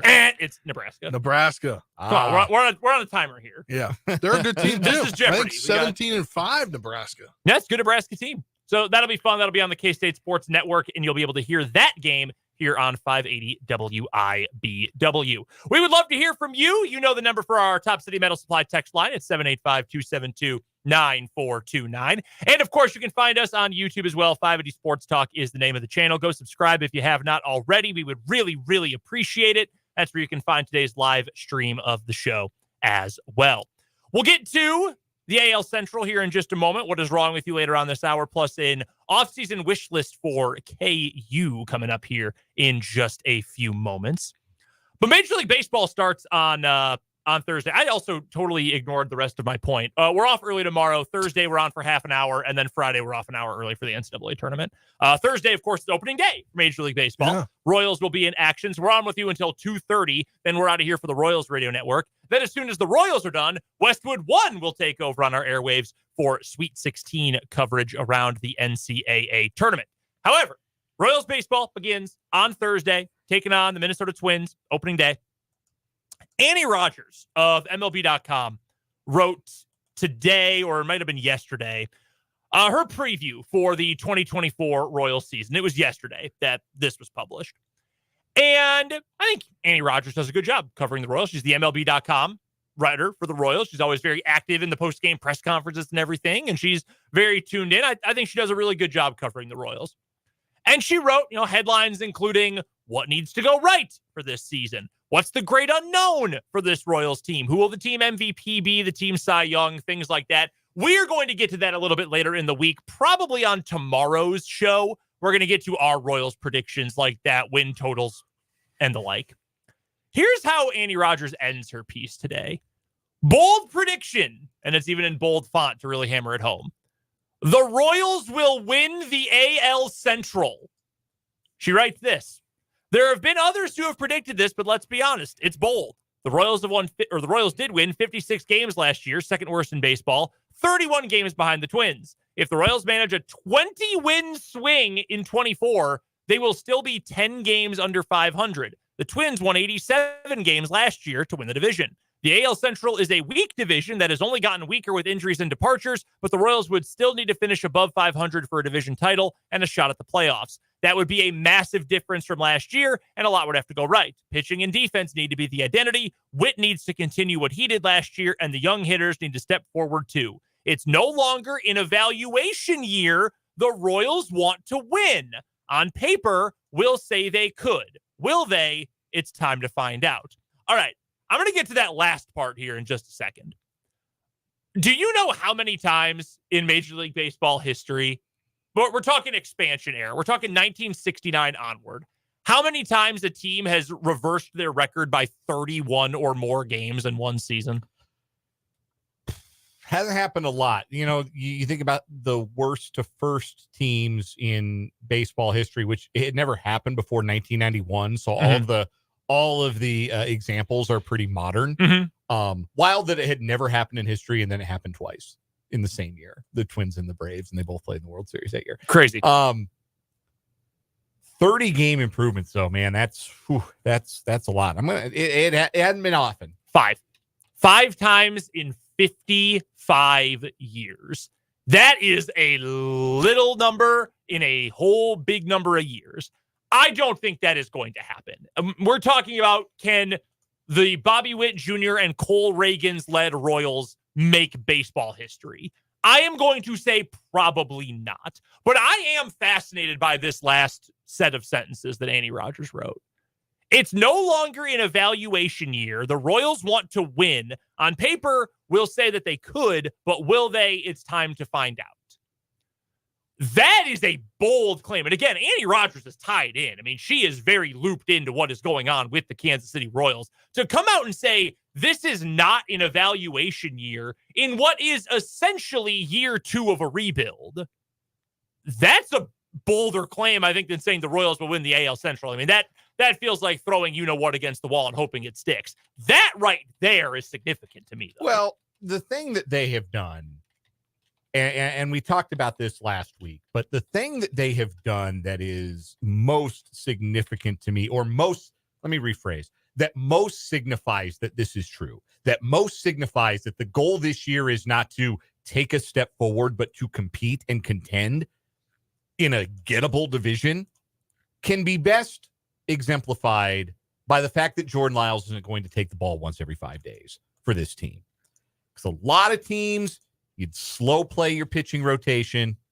You'd give your young arms a chance to maybe get some things figured out in AAA. And you'd say, well, Jordan Lyles is here.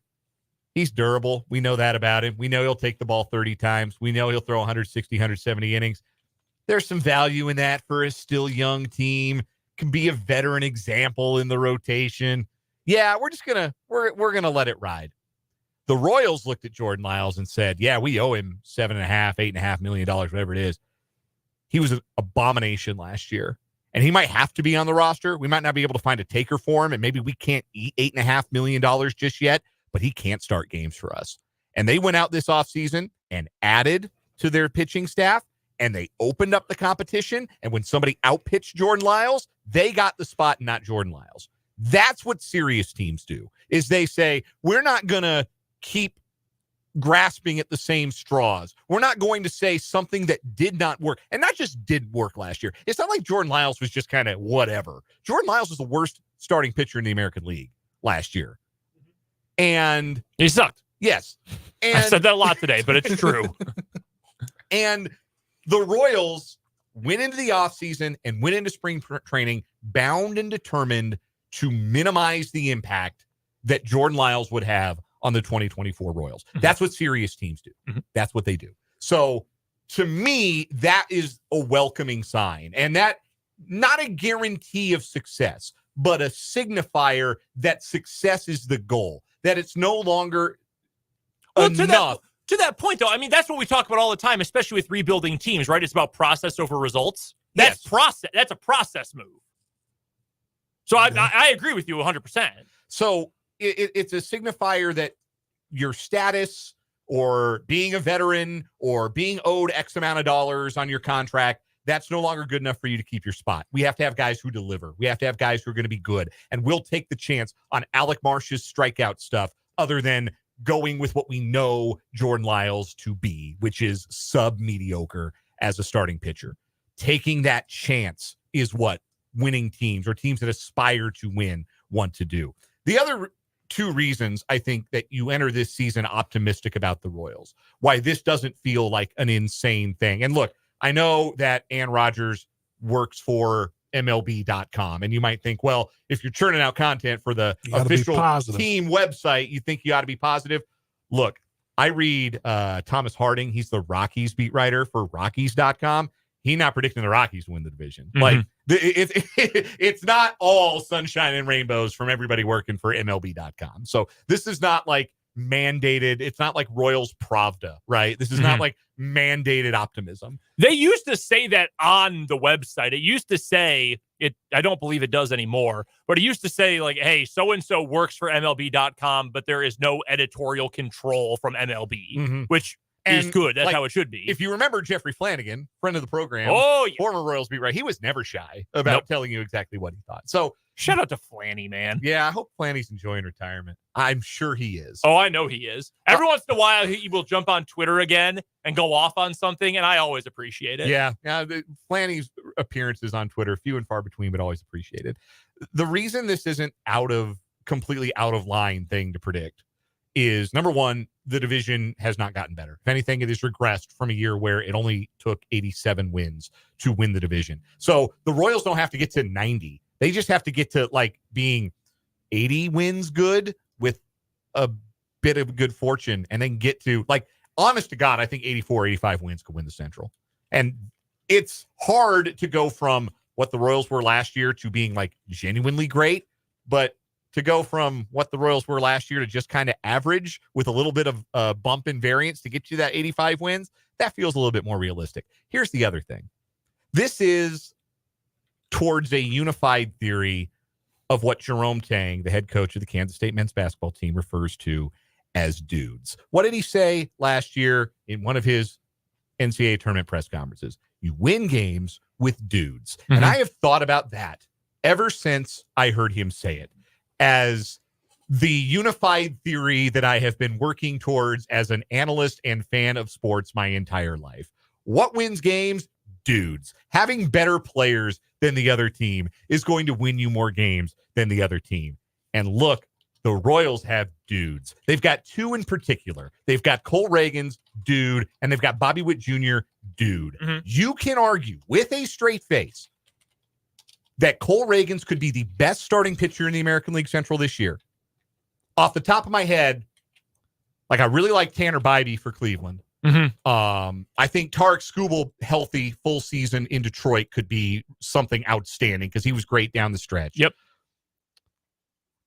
I got nothing else for you as far as starting pitchers in the American League Central that I would say firmly, I think this guy will be better for sure than Cole Reagan's. So you've got the best starting pitcher in the American League Central, and okay, it's probably still Jose Ramirez, but Bobby Witt Jr. could be the second best position player in the Central.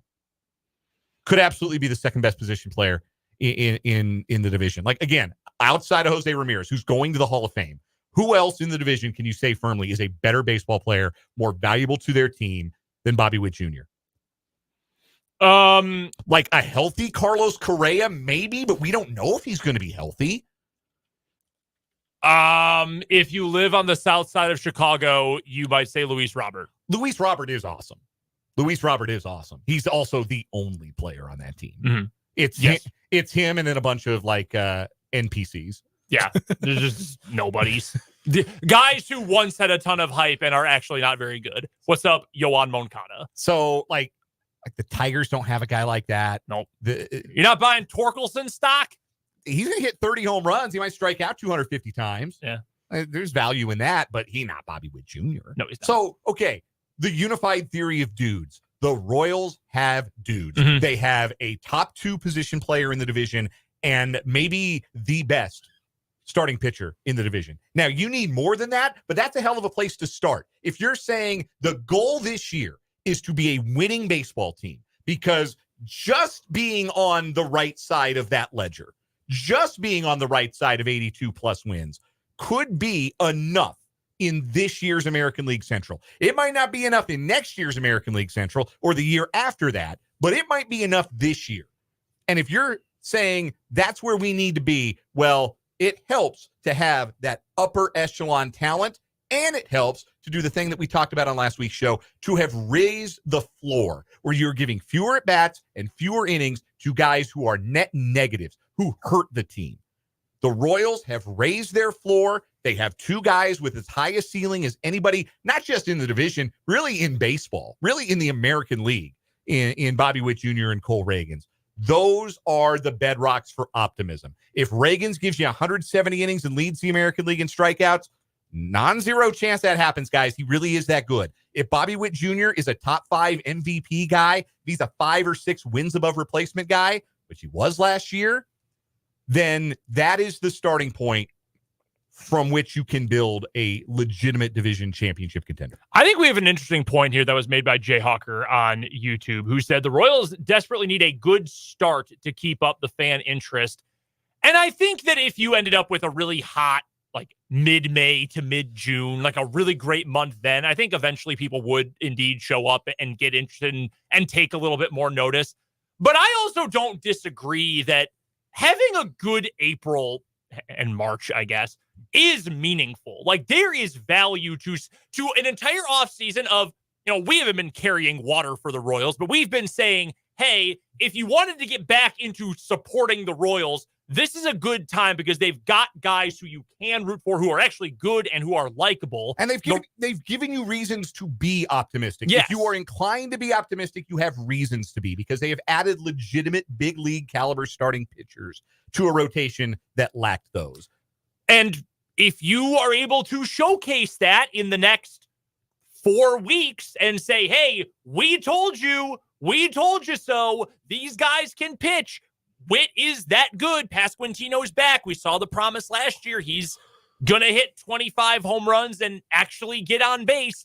Like, if you can prove that right away, I do think that is going to be very meaningful. And I guess this is more business of the Royals, because if you win 20 games in the first month, they're just as valuable as 20 games in July or whatever. But if you're trying to lure people back into believing in this team, that is going to be very valuable. You can't win a division title in April. Just ask the 2021 Kansas City Royals, right? When it looked like world beaters in the first month and were decidedly not that for the final 5 months.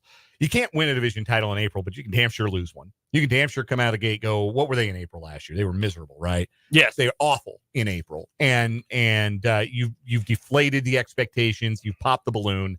And yeah, people aren't going to buy what you're trying to sell, which the Royals this year are trying to sell you a better baseball team. In March and April last year, the Royals were 7-22. Yeah. Can't do it. And were outscored by a whopping 64 runs. And this is where I don't want to say the majority, but this is where a lot of the fan base is. A text from the 785 that says, the Royals stink until they prove me wrong. I've been hurt and disappointed too many times. I have no hopes. Talk to me Memorial Day weekend. That's when I'll buy in. I get it. Totally fair. I get it. Entirely fair.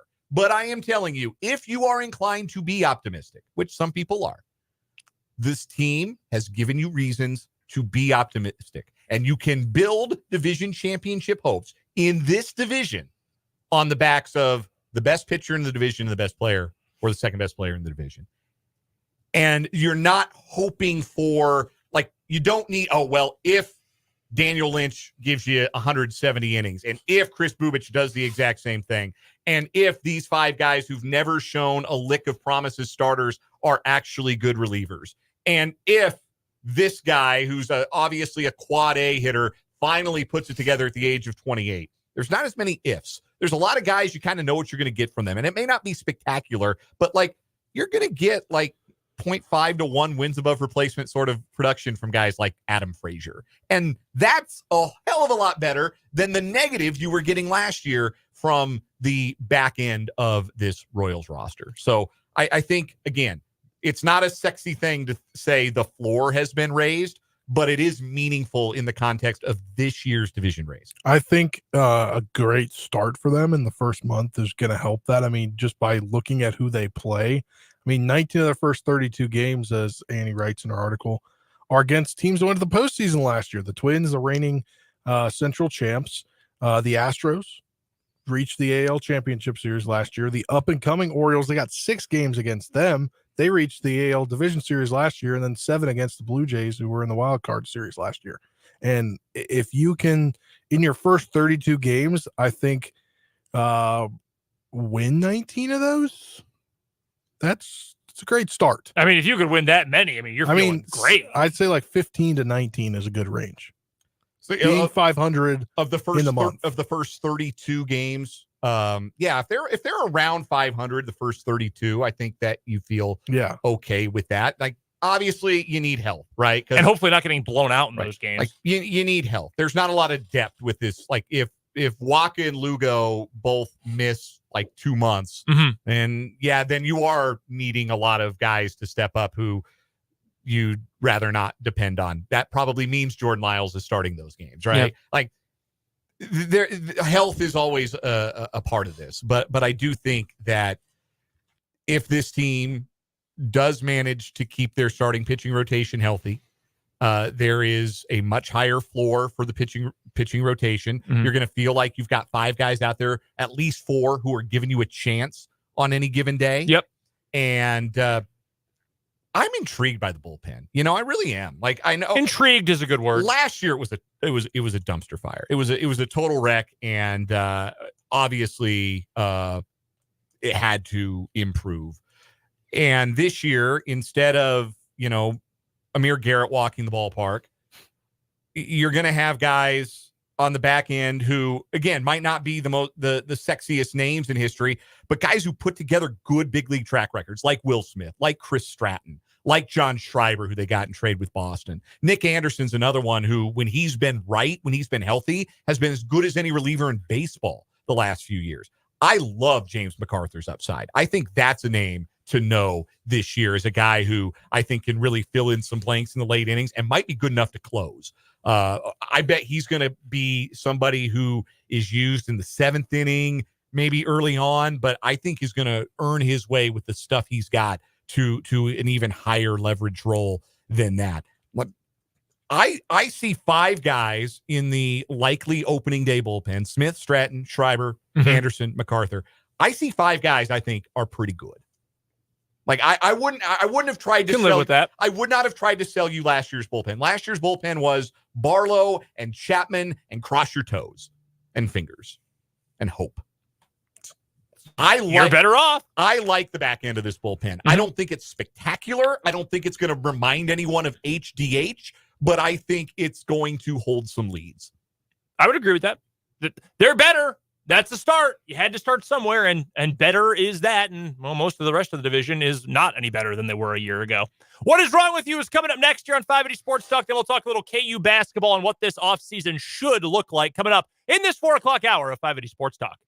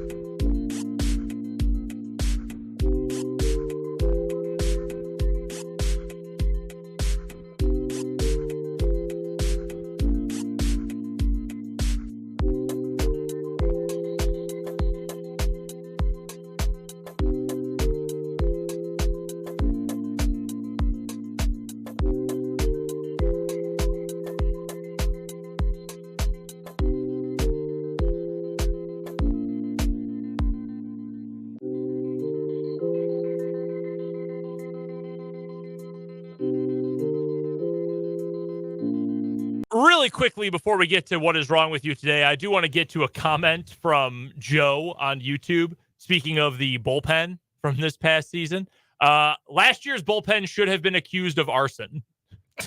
Yeah, they were pretty bad. Very funny. Hey, I have an update on one of your What Is Wrong With Yous from the 15th. Okay. The Penguins have secured the truckload of Yadimir Yager bobbleheads and plan to begin distributing them at the team's upcoming home game on April 6th. The Penguins were notified last week that a special cargo recovery team negotiated the return of stolen property to a secure warehouse located in Ontario, California. The truckload arrived in Pittsburgh today and is expected to be delivered to PPG Paints Arena within the next week. So the fans are going to get their bobbleheads. I did see Front Office Sports is trying to figure out how and why all this happened and get law enforcement comment on this. But Yadimir Yager's bobbleheads will see the light of day. Man, not on the black market. The bravest, boldest, finest minds in Western Pennsylvania taking care of business. That's wonderful. It's like a hostage negotiation with bobbleheads. That's tremendous. All right, let's get to what is wrong with you for today. I will go first with today's stories. It's unfortunate when someone gets evicted. I think we can all agree on that. That'd be an unfortunate way to lose your home. But there are ways to handle that don't involve being shot at by your landlords. We're headed to Lock Haven, Clinton County, Pennsylvania. How fitting. Now, this incident happened back in 2022, but sentencing was just finalized this past week, and it came to light this past week. So a married couple from Lock Haven, Pennsylvania has been sentenced after they tried to evict a tenant by entering their home with multiple guns and threatening the victim. On Tuesday, 54-year-old William Lobsher was sentenced on charges of terroristic threats, simple assault, and firearms charges. His wife, Candy, was sentenced back in October on the same charges. According to the Clinton County District Attorney's Office, in September of 22, William and Candy, both of Lock Haven, attempted to evict their tenants from a rental property on German Road in Dunstable Township. Police say that the couple entered the rental armed with 3 guns, including a .357 revolver, a Soviet-era SKS semi-automatic rifle, what? And a .380 caliber pistol carried in a concealed holster by Candy. Is anything described as being Soviet-era other than a firearm weaponry?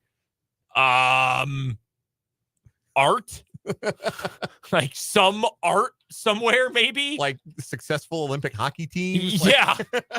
Steroid scandals? I don't know. Not many of them. So once inside the residence with this whole armory, the Lobsters allegedly confronted a 19-year-old woman who was unclothed in bed sleeping. Candy then screamed at the woman repeatedly and revealed her concealed gun before ultimately removing the pistol and waving it at the victim. Meanwhile, police stated that William fired at least 5 rounds from his rifle near the front entrance to the home in a further attempt to terrify and intimidate the victim. The victim immediately called 911, and state police were dispatched to the scene.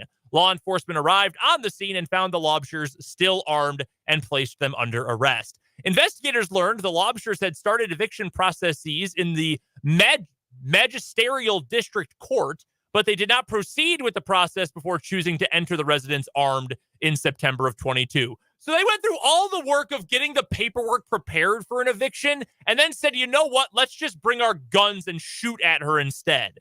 After being convicted, the Lobsters remained on bail after claiming they needed to make arrangements for their pets. Then on the date of their scheduled sentencing, they did not appear in court. Oh, wow. And were then later caught in North Carolina.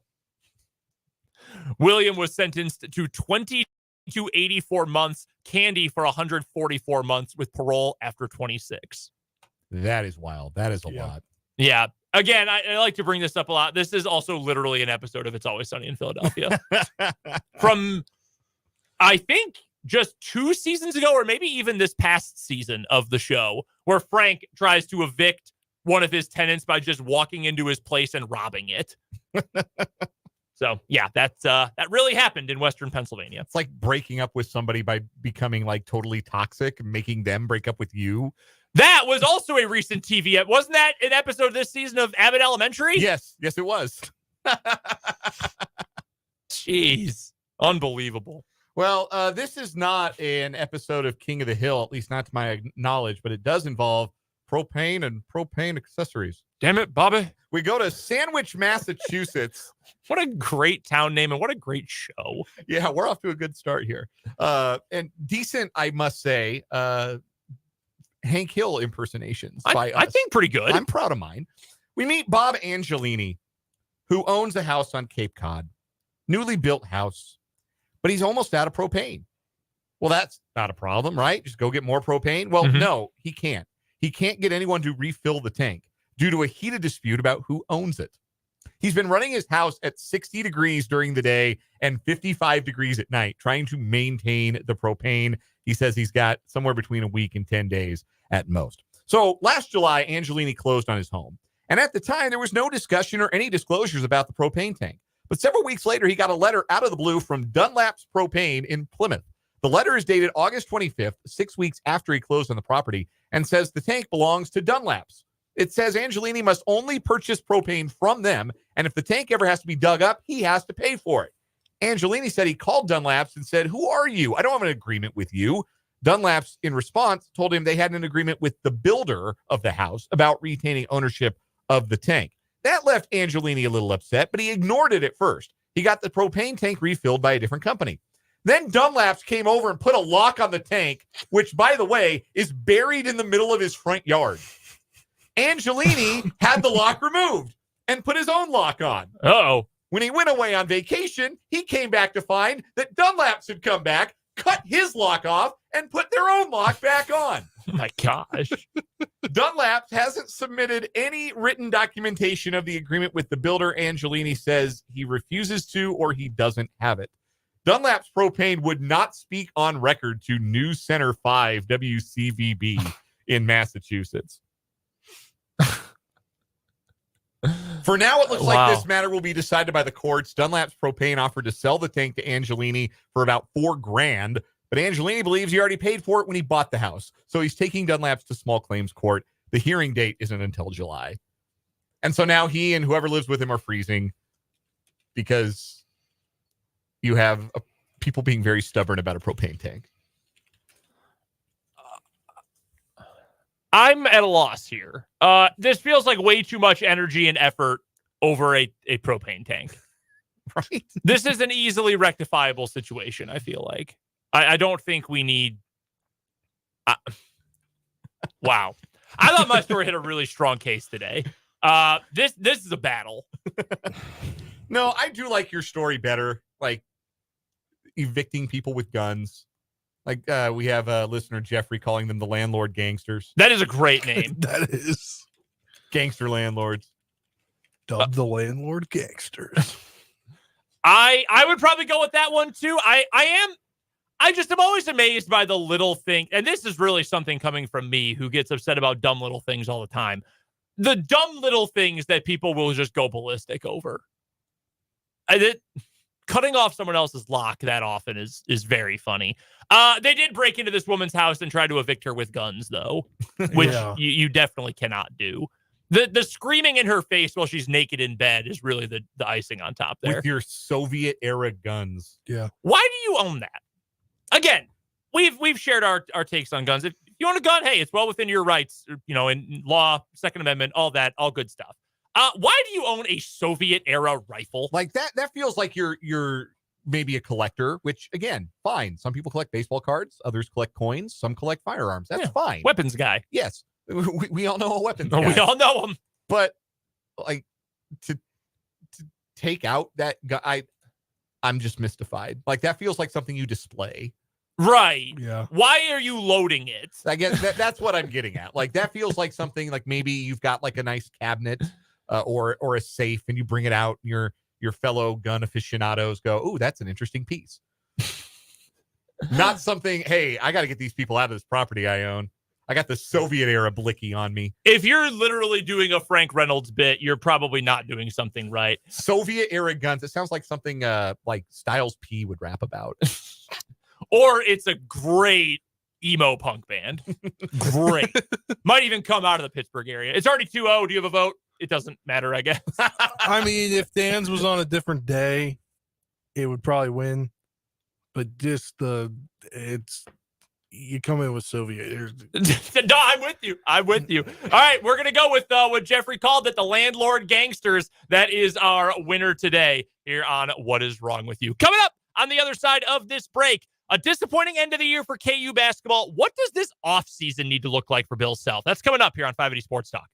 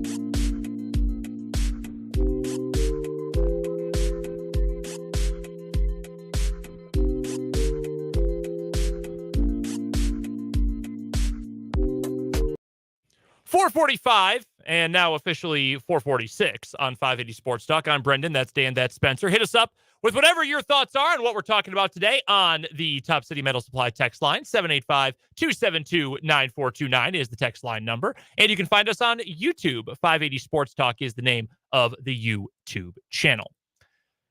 KU's season ended on Saturday. It was a blowout loss, second worst in program history in the NCAA tournament. I had totally blocked out that USC game. I really had. That was so miserable. Evan Mobley looked like he was the greatest player in the history of basketball in that game. He did. And a very unathletic KU team got waxed. Well, that's just it, right? Like the losses that Kansas has suffered in the first weekend of the tournament have kind of dictated where K-State went or KU went after that. Mhm. Like, so they lost to Auburn in the first round. They said we got to get some shooting. That was an inflection point. They didn't have great shooting on that 2019 team. They had to get some shooting. Christian Brown came in as a freshman that next year. 2020 team had plenty of shooting. They also had Udoka, but they had more shooting and were positioned for a good tournament run that year. 2021, the loss to USC, it was, we got to get more athletic. We got to get guys who can create their own shot. They brought Remy Martin in. They win a national championship. So I guess the question is, what did this tournament run reveal that Kansas was short on, other than everything, which would be the smart aleck answer? Yeah, mostly correct. But what does Kansas need to do to take what they are going to return, whatever that is, and build a winner with it? Because I saw a lot of people, and I'm sure you did too. You're more into KU Twitter than I am. But it was a lot of talk about, hey, are we sure we want any of these guys to come back to the program next year? Yeah. And that is so ridiculous to me. I don't even know where to begin. I am with you 100%. There has been, and I like to delve into the message boards from time to time. Our guy Swain, his site, fog.net, they enjoy the VIP section there. Lots of great insight from Michael and company. And I saw a lot of, well, what if, like, we move on from DeJuan Harris or KJ Adams? Guys, I'm going to be completely honest with you. I am old enough that I do not care about hypotheticals that will never happen. Like, well, what if DeJuan Harris comes off the bench for 15 minutes a game? Are you just meeting Bill Self for the first time? Like, there are probably, you can count on one hand, probably, maybe two, but probably one, the number of players in Bill Self's whole career he has loved more than either DeJuan Harris or KJ Adams. Yeah. Like, we are talking about Jamari Traylor, maybe his own kid, maybe. And like that's where the list starts. And DeJuan Harris and KJ Adams might both be on there. And let's be real here. And I guess the thought is, well, you can't, this team revealed what the ceiling is of a team that so heavily relies on DeJuan Harris, who's a point guard who can't really score, and KJ Adams, who's not a scorer himself, and having a big man who doesn't stretch the floor and isn't a great defender. Aren't you literally describing the 2022 team? Yeah. Let's here's the thing too. Consistency is important. Development is important. And that is what is going to make this a difficult era. And, going forward, this just is what college sports is now.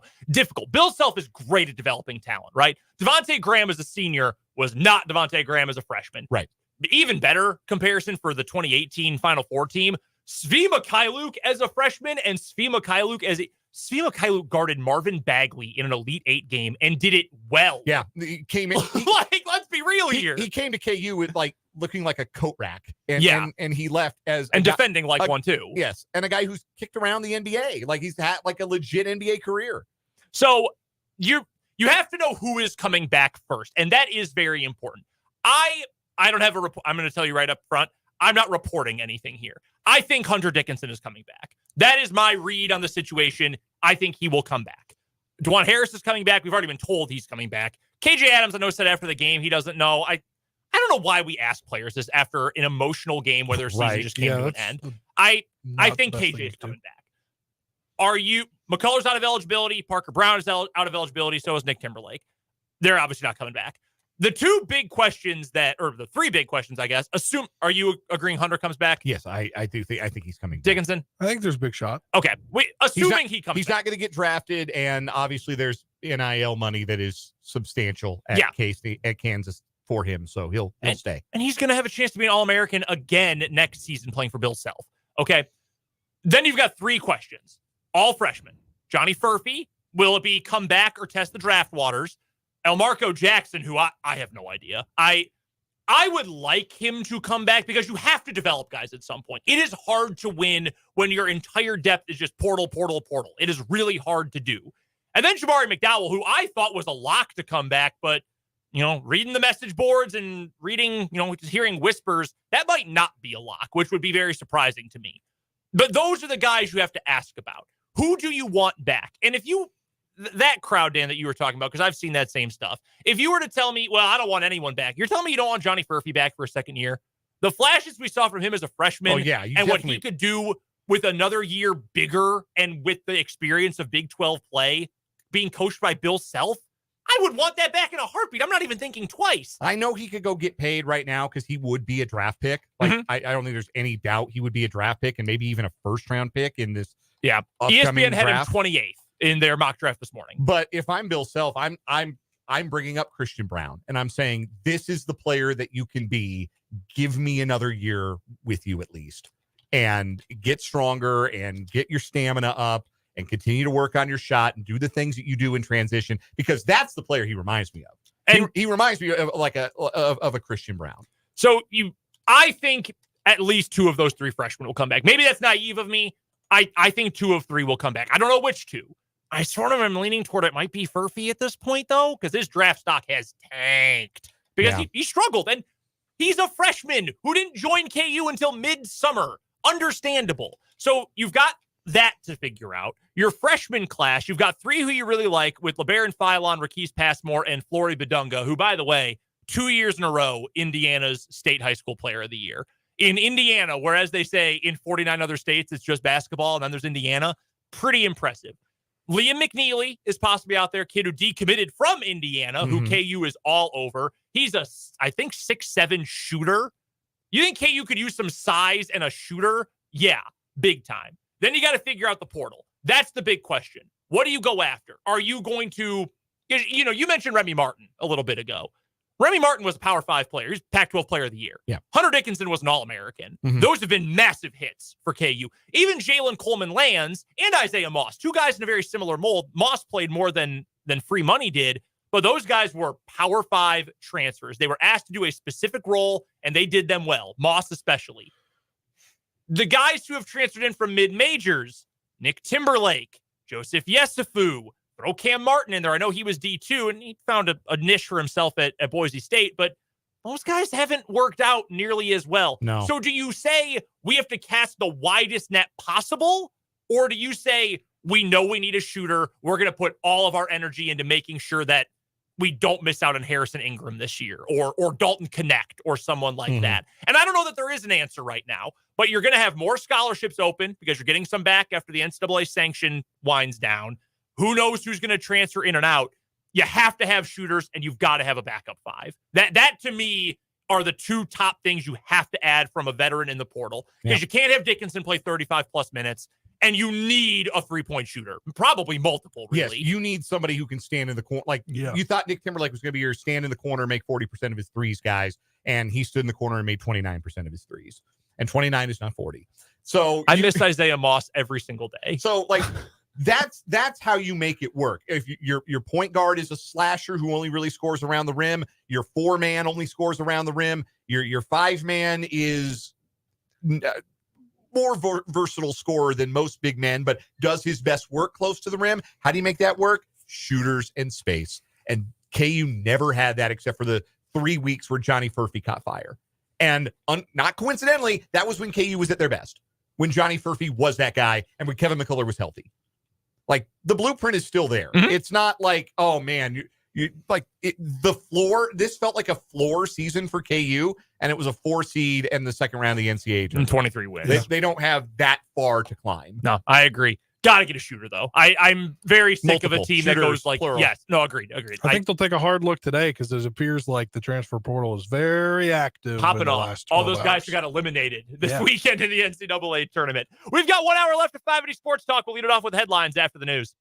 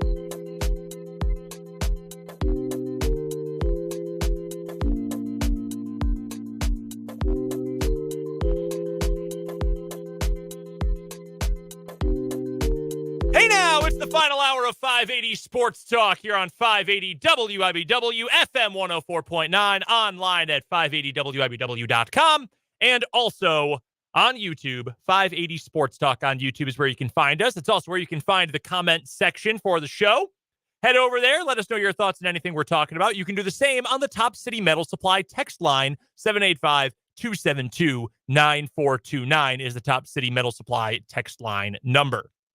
We'll get to our 580 Sports Talk headlines here in just a moment. We'll also get to some new rules around the NFL. They stink. Well, at least one of them does. We're going to get to that coming up a little bit later on here in the hour. We'll take your texts, again, Top City Metal Supply text line, and your comments on the 580 Sports Talk YouTube stream. We've got a lot to get to, so why don't we just dive right on into today's 580 Sports Talk headlines. Let's get to the coaching carousel in college basketball. It has been popping off over the last 24 hours, especially today.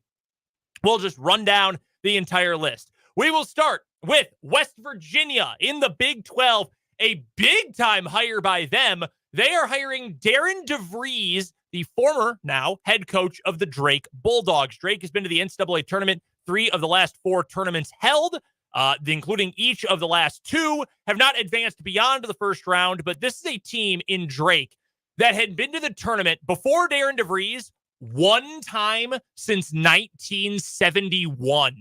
Not a historically great program up in Des Moines at Drake. And Darren DeVries has been great there. And it helps that his son is a baller.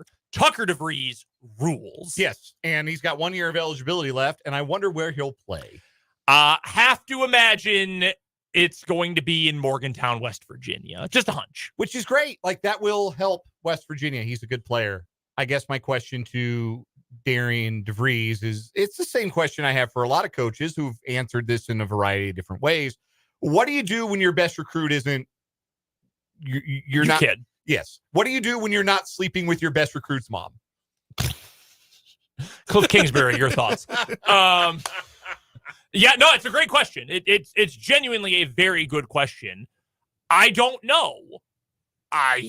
You have to think that West Virginia feels good about this hire. The expectation was, and I had read this, I'm sure you guys had seen this too, that Mark Byington at James Madison was going to be the favorite for that job. Yeah, I had heard that for weeks. Yeah, we'll get to Mark Byington here in just a second. I like DeVries. I think he's a good coach. Drake plays fun basketball, but you're right. I mean, it helps to have your son be your best player. And also, the Valley is different than the Big 12. In the Big 12, you've got to have a team. And I'm not saying that all of Drake's players were bad outside of Tucker DeVries, but you can have one superstar shot maker in the Valley and be a tournament team. You can't necessarily have that in the Big 12. Right. So I'm curious what they are going to end up doing there. Does Edwards have eligibility left? I do not know off the top of my head. I don't know. If they can recruit him to stick around, all of a sudden you've got a pretty nice 1-2 punch there. They should at least be more competitive than this year. I like the hire for West Virginia. I agree with you, though, Dan. I think there are some legitimate concerns there. The other major news. I got another tidbit about that before we move on. Go for it. They do have one of the largest NILs. They do have a great collective. So they can make it like we saw last summer before Huggins was forced to resort. The whole thing happened.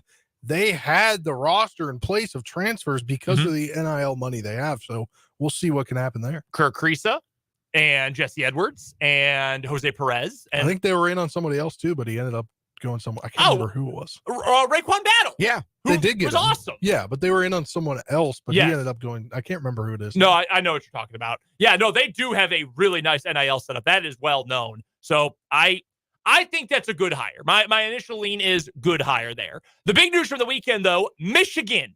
They have found their new head coach to replace Juwan Howard. Dusty May from Florida Atlantic is the move there. May, got Florida Atlantic to the tournament 2 years in a row, a Final Four last season, including a win over K-State in the Elite Eight, and then got them back to the tournament before a first-round loss to Northwestern this year in what was a really, really good game in the first game of the NCAA tournament, in fact. May seems like a real stand-up guy. Kevin Fielder, who we had on the show last year covering Florida Atlantic, covers K-State for Rivals. But he was really in touch with FAU and said, hey, he's a great dude. I'm happy for him. He did a sit-down half-hour interview with a local station in Boca Raton today to essentially like explain why he made the move and how he tried to tell his players and all that, which most dudes just dip, which I give Dusty May credit for that at the very least. I don't know how good of a coach Dusty May is. I think he's a very good coach. Florida Atlantic, you want to talk about a bad program? And Florida Atlantic barely was a program at all. Like they just nothing. Before last year, I think the last time they had made the tournament was as a 15 seed in the early 2000s. Like that was barely a program. It was nothing. Yeah. It was nothing. So he's obviously got something going. I wonder if he is going to take some of those guys from FAU with him. Michigan is hard to transfer into, but as grad transfers, maybe not quite as bad. Elijah Martin's a good player. John L. Davis is a good player. Vlad Golden's a good player. That would help Michigan right away. I think that's a good hire for them. This now leaves Louisville wondering, what the hell do we do?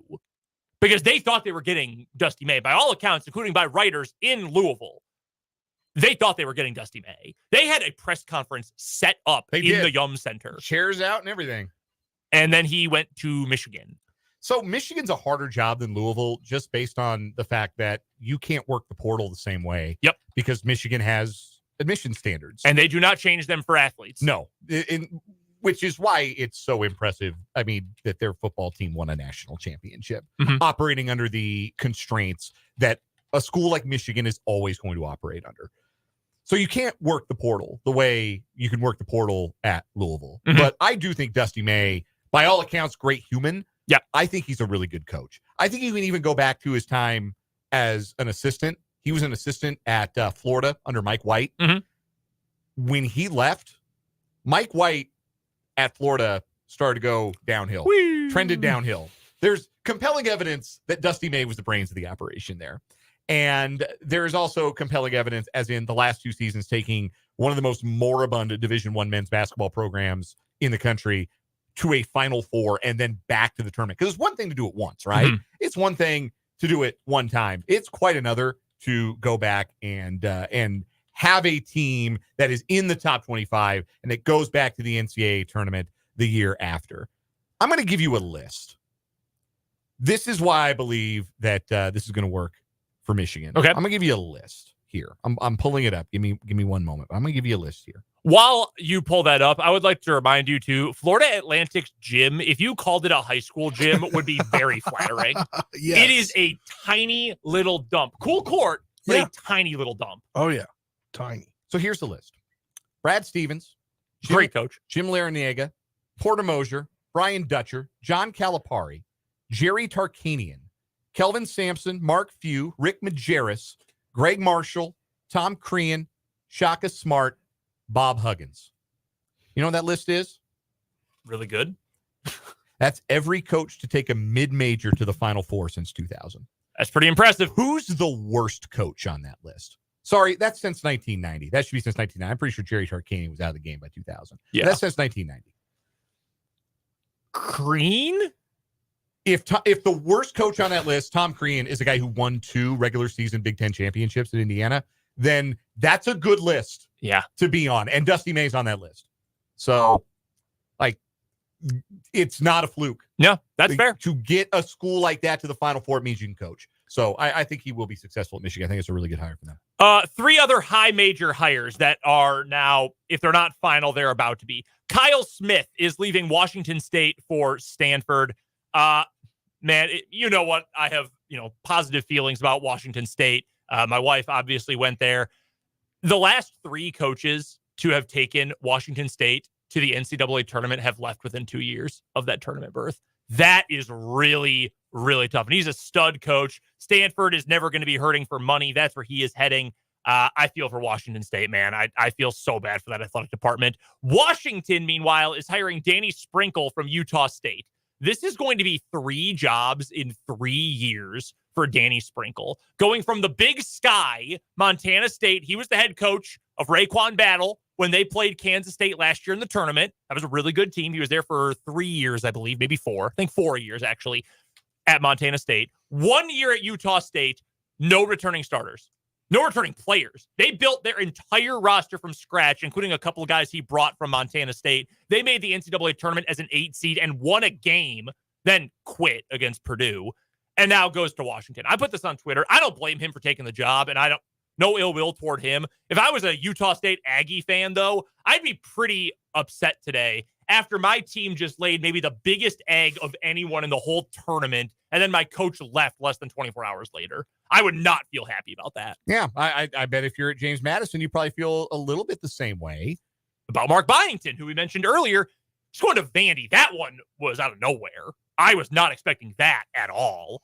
That's a good hire for Vandy. He's a good coach. Sure. Won 32 games at James Madison. So those are your high major hires so far. Missouri State is hiring a former head coach. Quanzo Martin is going back to Springfield. Good luck. There's a lot of reporting out there that's not hard to find that they had offered the job to Ben McCollum of Northwest Missouri State, the multi-time national championship coach at Northwest Missouri State.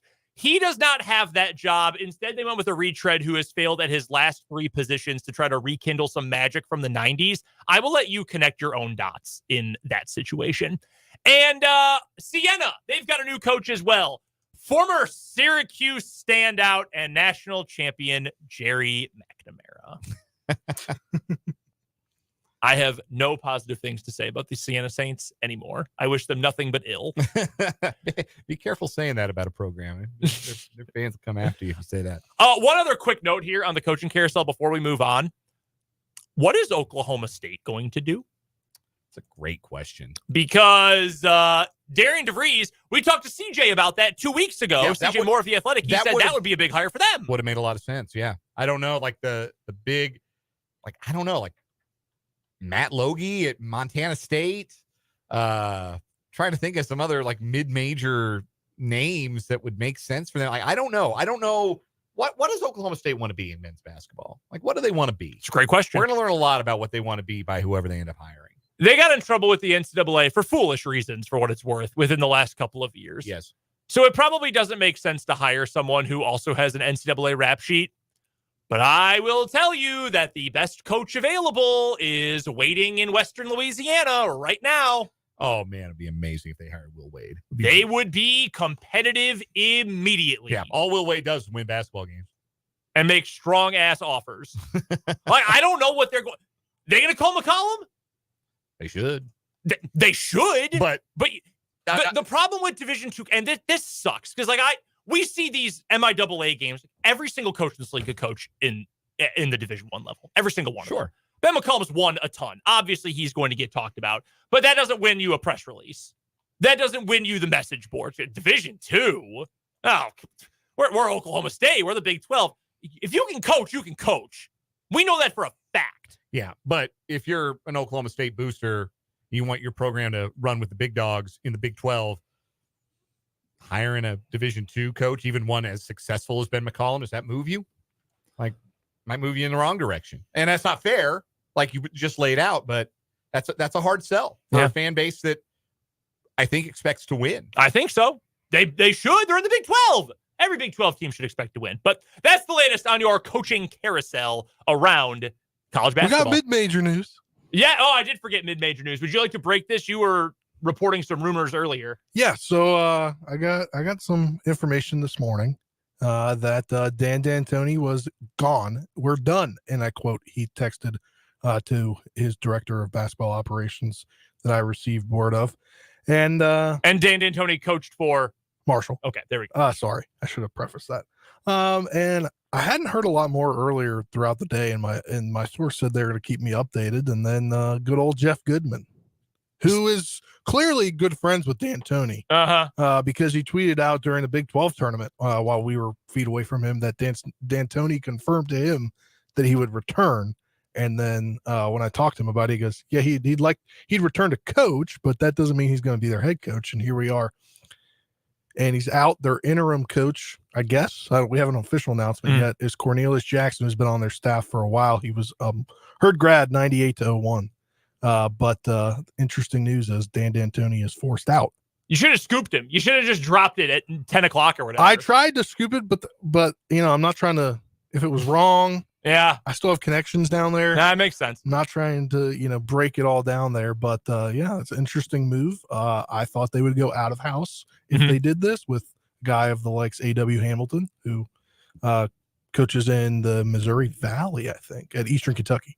Ohio Valley. Ohio Ohio yes. Valley. Yeah, Yeah. OVC. Yeah. Yes, Don't want to OVC. get LeBond and break news only for it to prove to not be true right away and then get clowned all over the place. Yeah, so I chose to keep the text I had private, but I said there's some rumblings I'm hearing. Almost got him. That's how Next most time people you'll do it. scoop him. Yeah. Next time. Dan, what's your first headline?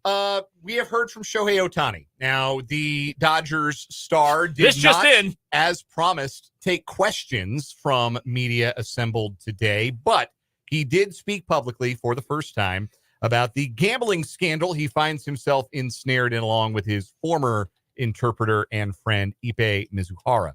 Among the highlights from the press conference, in which Shohei spoke in his native language and had it translated by an interpreter, not the one in question. Yeah.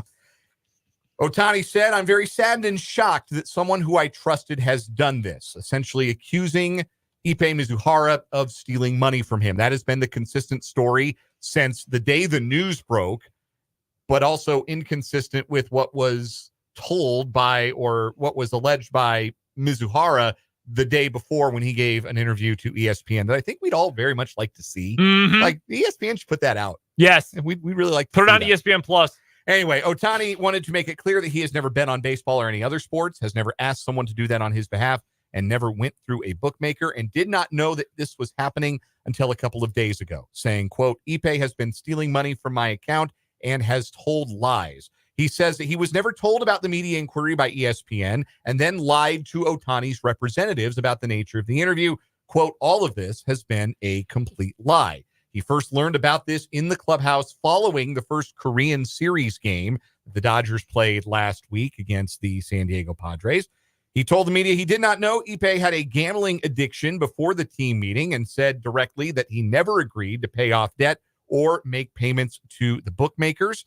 When the two spoke after the team meeting, so the timeline goes, they played the game in South Korea. Then there was a team meeting after that game in which ownership, the team owner, chairman Mark Walter, and the general manager, Andrew Friedman, addressed the team and said, "Hey, there's a story about to come out about Shohei's interpreter." And at that point, it was Ippei admitting that he had a gambling addiction and he was fired by the Dodgers that night. Apparently, according to Ohtani's version of events, he said he did not know that Ippei had a gambling addiction before the team meeting, and said that they spoke after the team meeting at the hotel, where Ippei admitted to Ohtani that he stole his money and sent it to the bookmakers. He said that was also when the Dodgers and his lawyers found out that they had been lied to as well. He says that he is shocked, that it is hard to verbalize how he is feeling at this point, that he is completely assisting in all investigations, and that he looks forward to focusing on the season. So, Major League Baseball on Friday announced that they were going to conduct their own investigation. There is, of course, an ongoing federal investigation. But based on Shohei's comments today, this is a pretty black and white he said that is unfolding here, where Shohei Ohtani is saying that he was the victim of theft, that Ippei Mizuhara stole money from him, and that the wire transfers that were made to the bookie illegally did not come from him. That should be pretty easy to figure out by the federal investigators. Yeah, I was going to say, that is, we now know Yeah. what the two stories are, and now we are going to rely on the feds. Yes. And I have a feeling they are probably going to find out the truth. Yes. Just a hunch. And if the truth involves, if the truth is Shohei Ohtani's version of events, then Ippei Mizuhara is in a whole lot of trouble. Yep. If the truth is Ippei's first version of events, because let's remember, Ippei told his story and then doubled back and said, actually, Shohei didn't know about any of this. Mhm. So either he is bidding for first ballot induction in the Best Friend Hall of Fame and trying to dive on this grenade and cover for Shohei Ohtani entirely, or Shohei Ohtani is going to be in a lot of trouble. And not necessarily Major League Baseball trouble, because I don't think Major League Baseball is terribly concerned if they don't find that he bet on baseball. Right. They're not going to be terribly concerned with what he did with his money outside of the game. But the feds are going to be, because what is being alleged here is wire fraud. That's a crime. You do time for that. So do I think Shohei Ohtani is going to prison? No. But like, there are serious federal law implications for Shohei Ohtani if he is in fact not telling the truth. If he is, then Shohei Ohtani has nothing to worry about, and Ippei Mizuhara is in a mountain of trouble. And we'll find out. Hey, speaking of gambling, we got a breaking news story from Adrian Wojnarowski that Toronto Raptors center Jontay Porter, M-I-Z, is out of the lineup tonight and a subject of an NBA investigation into irregularities on prop betting involving him. Are you telling me a Porter might have done something dumb? Are you're the Porters? No, I cannot possibly believe that. No. Man, this is only going to get worse. This is only going to get worse. It is a sign that the system's working, though. Yeah. Not that that's necessarily a good thing, but, well, okay, let me rephrase. It is a good thing that the system of checks and balances is working. It's not a good thing that it has to be put to the test. Let me phrase it that way. Yeah, that's bad. That's very, very bad. I shouldn't be mean to specific people, but also the Porter family has a reputation for a reason. Yeah, that's really bad. I'm glad he's being taken out, but this was going to happen. There was a coach just the other day who was talking about being upset that people have reached out to him or sent him. JB Bickerstaff, coach of the Cavaliers. Of Cavaliers, yeah. He was talking about how people are threatening over parlays and whatever. It's going to be enticing to people. And if you're an NBA player, even Jontay Porter, what is he making? What do you think Jontay Porter is getting paid? He wasn't drafted, I don't think. So because of all those injuries. Probably on a two-way deal. He is making this year no guaranteed money. According to SalarySwish.com, I don't know how reliable that is. He's making about $560K. That's his base salary. Only $75,000 is guaranteed. But he's bounced around long enough. He's probably made a good chunk of change in his life, in his career as a basketball player. He doesn't probably need money from gambling, but there's a rush to it. There is adrenaline behind it. And if you know, and even if you don't need the money, knowing you can win it because I can under 7.5 rebounds, I don't have to jump one extra time, and that might change it. Right. And we don't know the full details. The story isn't out yet on ESPN. Adrian Wojnarowski says the story is to come. It's being reported by multiple members of that ESPN staff. So actually, I think we might have the story here. Let me have a look here. At issue are prop bets involving Porter from games on January 26th and March 20th. In the game on January 26th, there was increased betting interest on the under for Porter props, which for the night were set at 5.5 points, 4.5 rebounds, and 1.5 assists, and 0.5 made three-pointers. That night, Porter played just 4 minutes before leaving the game due to what the Raptors said was a re-aggravation of the eye injury he'd suffered 4 days earlier in a game.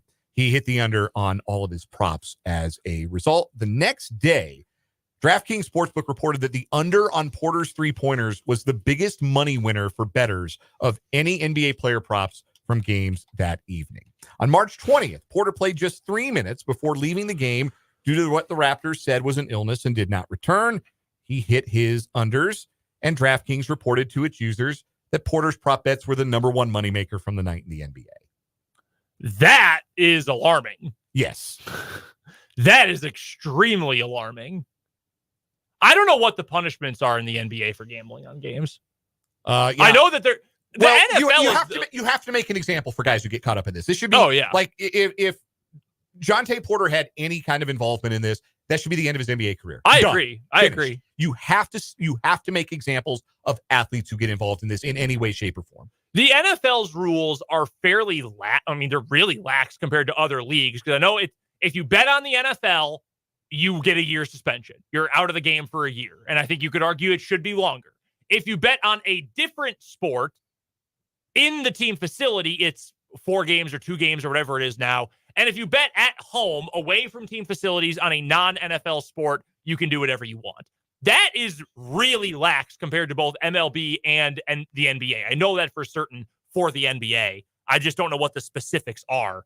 I don't disagree. If he was gambling on himself and had complete control over it, then yeah, he should never play basketball again. Or if he wasn't and even just told his homies, his buddies, that, hey, man, I'm not going to play much tonight, so you probably bet the under on me. Mhm. I ate some bad clams. I really am feeling sick.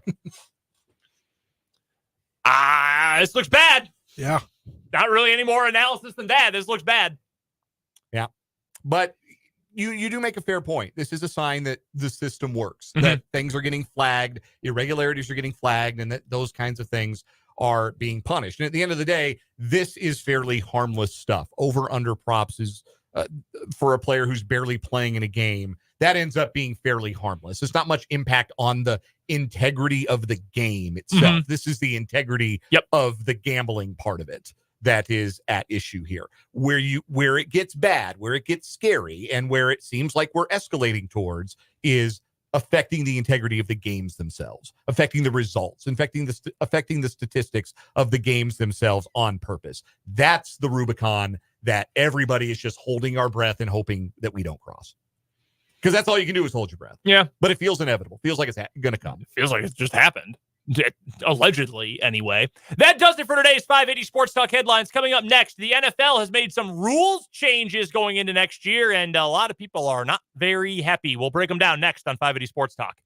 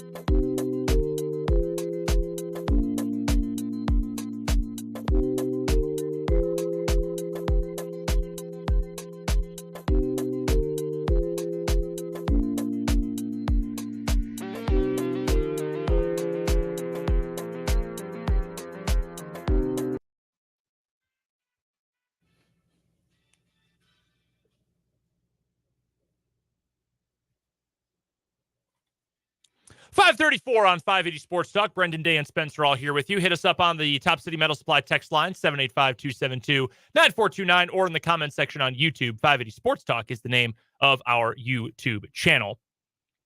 Sounds like John Calipari's not leaving Kentucky. Looks like that one is not going to be open this year. Did you see the newspaper article, the opinion piece that was in the paper there in Lexington, Kentucky? I did not. They spelled his last name totally wrong. Yeah, the headline, they spelled it with a K. Yeah. That's pretty How funny. do you mess that up in the town, like in the city, in Lexington? Where he is the biggest celebrity in town? That's a great question. I have no idea. That's really funny. Yeah. Really, really funny.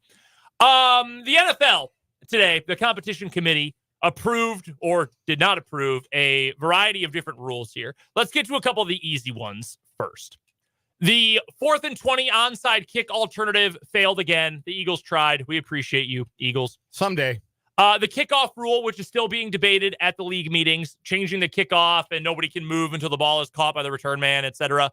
Andy Reid said, quote, "It's going to be interesting and exciting if it passes. I like the idea. I'm for it."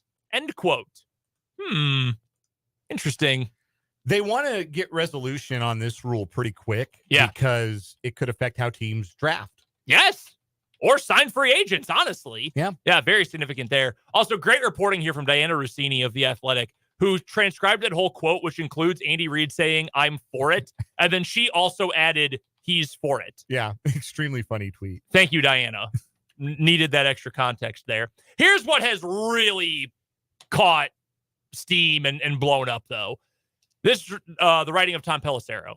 This is big. NFL Competition Committee Chairman Rich McKay told me that replay assist will now be permitted to correct certain. This caught on with me. I was confusing which headline I was reading here, but replay assistant will now be permitted to correct certain types of incorrect calls for roughing the passer and intentional grounding. Must be purely objective. Quarterback can't be hit in the head, quarterback out of the pocket, etc. We are so close to Sky Judge. We are so close to Sky Judge. We are almost there, NFL. Now the one that actually has blown up with everybody, the swivel hip drop tackle has been removed. It has been made clear over the course of the day, this is not just the hip drop tackle, but the hip drop tackle with a swivel.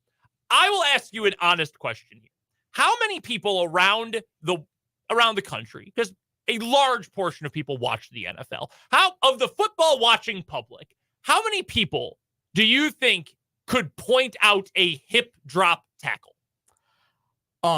If you asked 10 NFL fans what one was, or like showed them like 10 plays and said which of these are illegal, I think all 10 would fail the test. Maybe one.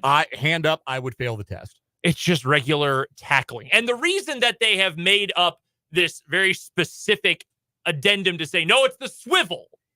It's a certain kind of this tackle where you grab around the waist and kind of turn and pull and bring down. I mean, it's going to be impossible to officiate, and it's going to be impossible to tackle too. From what I have read today, it seems like at least initially the NFL is going to just fine guys more often than it's actually going to have the referees throw penalty flags. Guys don't like having their money messed with. That is a problem. This is a bad idea. And as we have talked about before, football is a violent sport by nature. We understand that. We know the risks. And the players should, by this point, know the risks as well. And the flip side of that is they are compensated with millions of dollars and lots of endorsement and lots of fame for being NFL players. But it is a dangerous game. You cannot take danger and injuries out of the game. Aaron Nagler, who's covered the Packers as a blogger for a long time, he tweeted earlier today, they have made so many crazy rules about protecting quarterbacks in recent memory. And defenders have done everything they can to adapt and change and alter the way they play. 16 quarterbacks missed time due to injury this year. Yeah. You can't take the injuries out of the game. You know, a lot of players would say that one way to make the sport safer and to eliminate some of the more damaging and career-altering injuries that we have seen a spate of in recent years would be to play on real grass and not on field turf. Players have been very vocal about this, particularly players talking about certain fields and their playing surfaces being substandard. Like, for example, MetLife Stadium, where the turf there claimed the Achilles tendons of Aaron Rodgers and Jalen Phillips this season. That's what the players are saying. The players are saying, you want a safer game. You want us to be safer. You want a little less injury risk for us. One way to do that would be to play on grass. You know what that does? That costs the owners money. You know what doesn't cost the owners a dime? Voting to ban a tackle. It's insane. It is genuinely, truly insane. If there is a bright side here, I firmly believe this rule will last longer than the rule about reviewing pass interference. But only because the season is 17 games long now and not 16 games. You are going to have so many people angry about this, and officials will be confused, and coaches will be confused, and players will be confused, and it will be inconsistent, and it will cost somebody a game, probably somebody playing the Chiefs, and we're going to have to hear about it. And they'll get rid of it after 1 year. I firmly believe they're going to have to reevaluate this because you cannot legislate live action tackling. Like, you can't take it out of the game. It's one thing to say we're trying to limit contact to the head. Like, that's very specific. Don't hit a guy in the head, right? This is so vague and so difficult for defensive players to understand in the heat of the moment. You're just trying to bring the guy down. That's your job. Get the guy with the ball down. And now you're telling me there's another way that I can't do it. So, like Matt Verderame told us in the 3 o'clock hour, the next thing to do is just start launching yourself at guys' knees. And then what happens? The injuries are worse when you do that. Yeah. If Logan Wilson doesn't land funny on Mark Andrews' ankle, does any of this happen? Are we talking about this? So you're saying this is the NFL's Buster Posey rule? Yes. This is the Mark Andrews rule. And NFL officials struggle enough as it is to call the rules that have been put in place. Why are we trying to make this even harder on them? Genuinely, why? How does that make any amount of sense? It doesn't. Is the answer to that question. It doesn't make any sense. I struggle with this a great deal, man. I really wish they would just let football be football. Like, again, everyone knows there are injuries. Everyone knows that is part of the game. That is part of the sport. Every single level of football includes the risk of injury. It just is what it is. And we, societally, have come to accept that it is what it is. And that injuries happen. And we are okay watching injuries happen. Sad.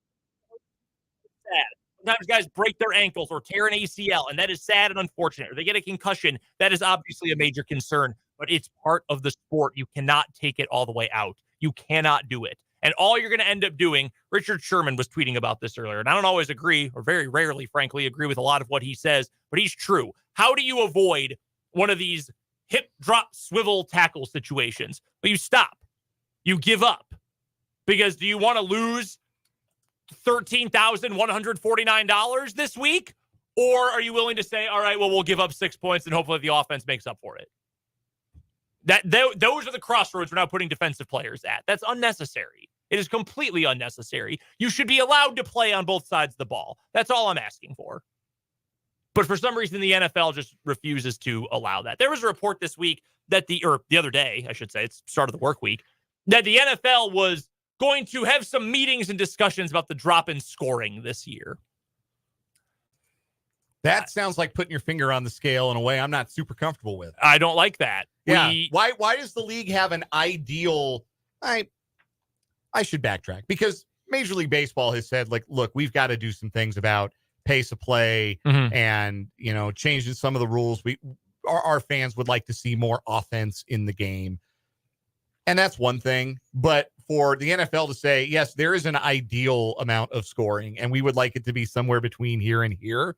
That to me feels like you're putting your finger on the scale a little too much. I would agree with that.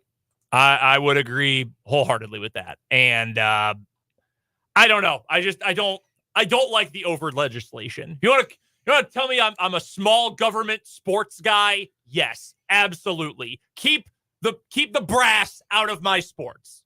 I want to watch them play the game. And I accept the flawed existence of football and the fact that I have to accept that guys are going to be maimed for my entertainment and live with that burden. I will live with that.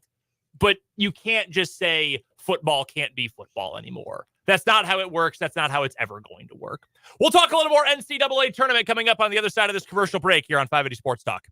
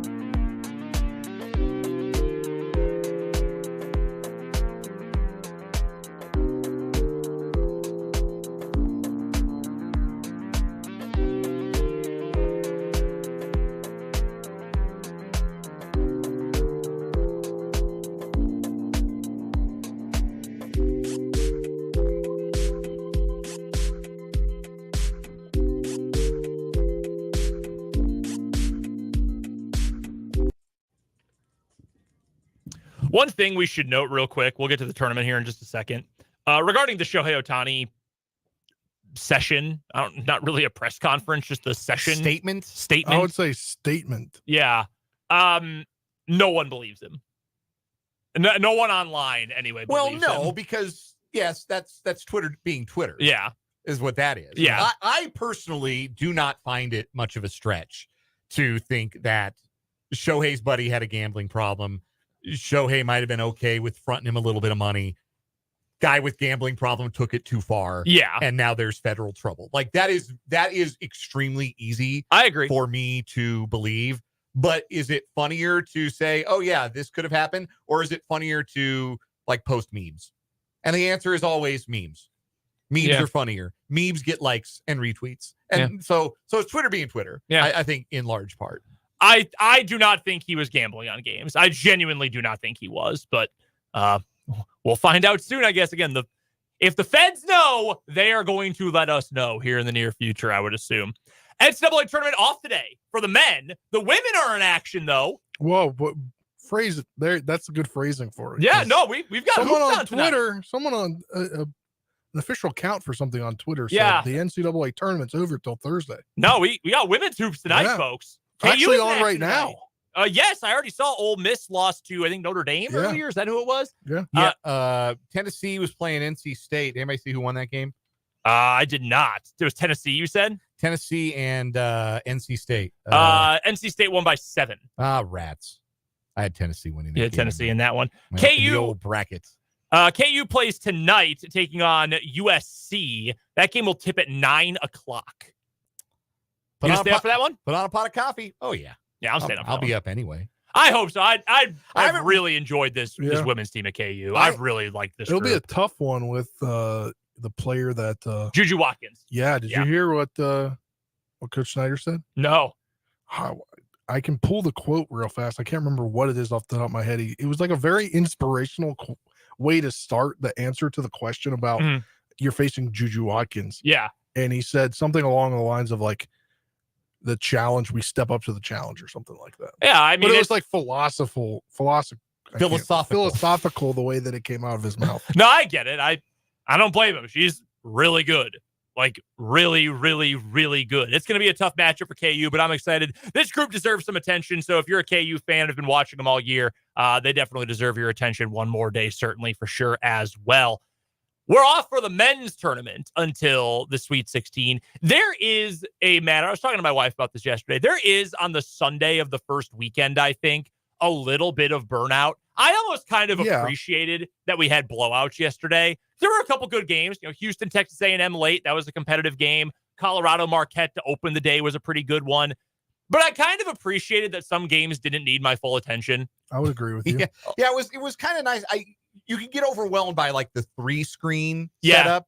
It was nice to just be able to have 2 and be like, oh, this other game, UConn is grinding Northwestern's bones to make their bread. I don't need to watch this. I will say I have a wish, although I know it won't happen because I know some of these contracts and things like that. I am a YouTube TV subscriber. Yep. I love their 4-screen, but I do wish I could have had men's games on a cup, like choose my own and have men's games with women's games. I think you can do that now. You can't. Not yet? No, you can do it with certain networks. Oh, okay. Like all of the ESPN networks, you can do it together. But you can't pick and choose yet? Because I know they advertise that that's I think coming. they're trying to do that, but I think with the NCAA tournament, it has to do with the rights Interesting. with ESPN, and then like you can't combine. That's what I saw on Twitter. Again, that's Twitter, so I don't know how much to take that as gospel. But I threw the K-State game on yesterday. I had that one on full time. Obviously, I will only have the KU game on tonight, just the one of them. Yeah. No, it's there is a little bit of burnout when you just have that much good basketball. I'm not complaining. I love the NCAA tournament, but also it's nice that you cut the games in half from Thursday and Friday down to Saturday and Sunday, and then you get a couple games that are all alone in their own window. Unfortunately, that sometimes also means that you have to watch your alma mater get their pants ripped down and embarrassed in front of the whole country in a single window. That wasn't especially fun yesterday or Saturday. That was also nice. If you're going to lose on Saturday, of the second round, because then you don't have to go right to work afterward. You can take another day to decompress. That would be my advice to you if you're a college basketball fan. If your team is going to lose in the second round of the tournament, make sure that they lose earlier so that you have time to get over it and watch other good basketball after the fact. We've got one more commercial break we owe you. We'll come back after that, wrap things up here on 580 Sports Talk with the final word.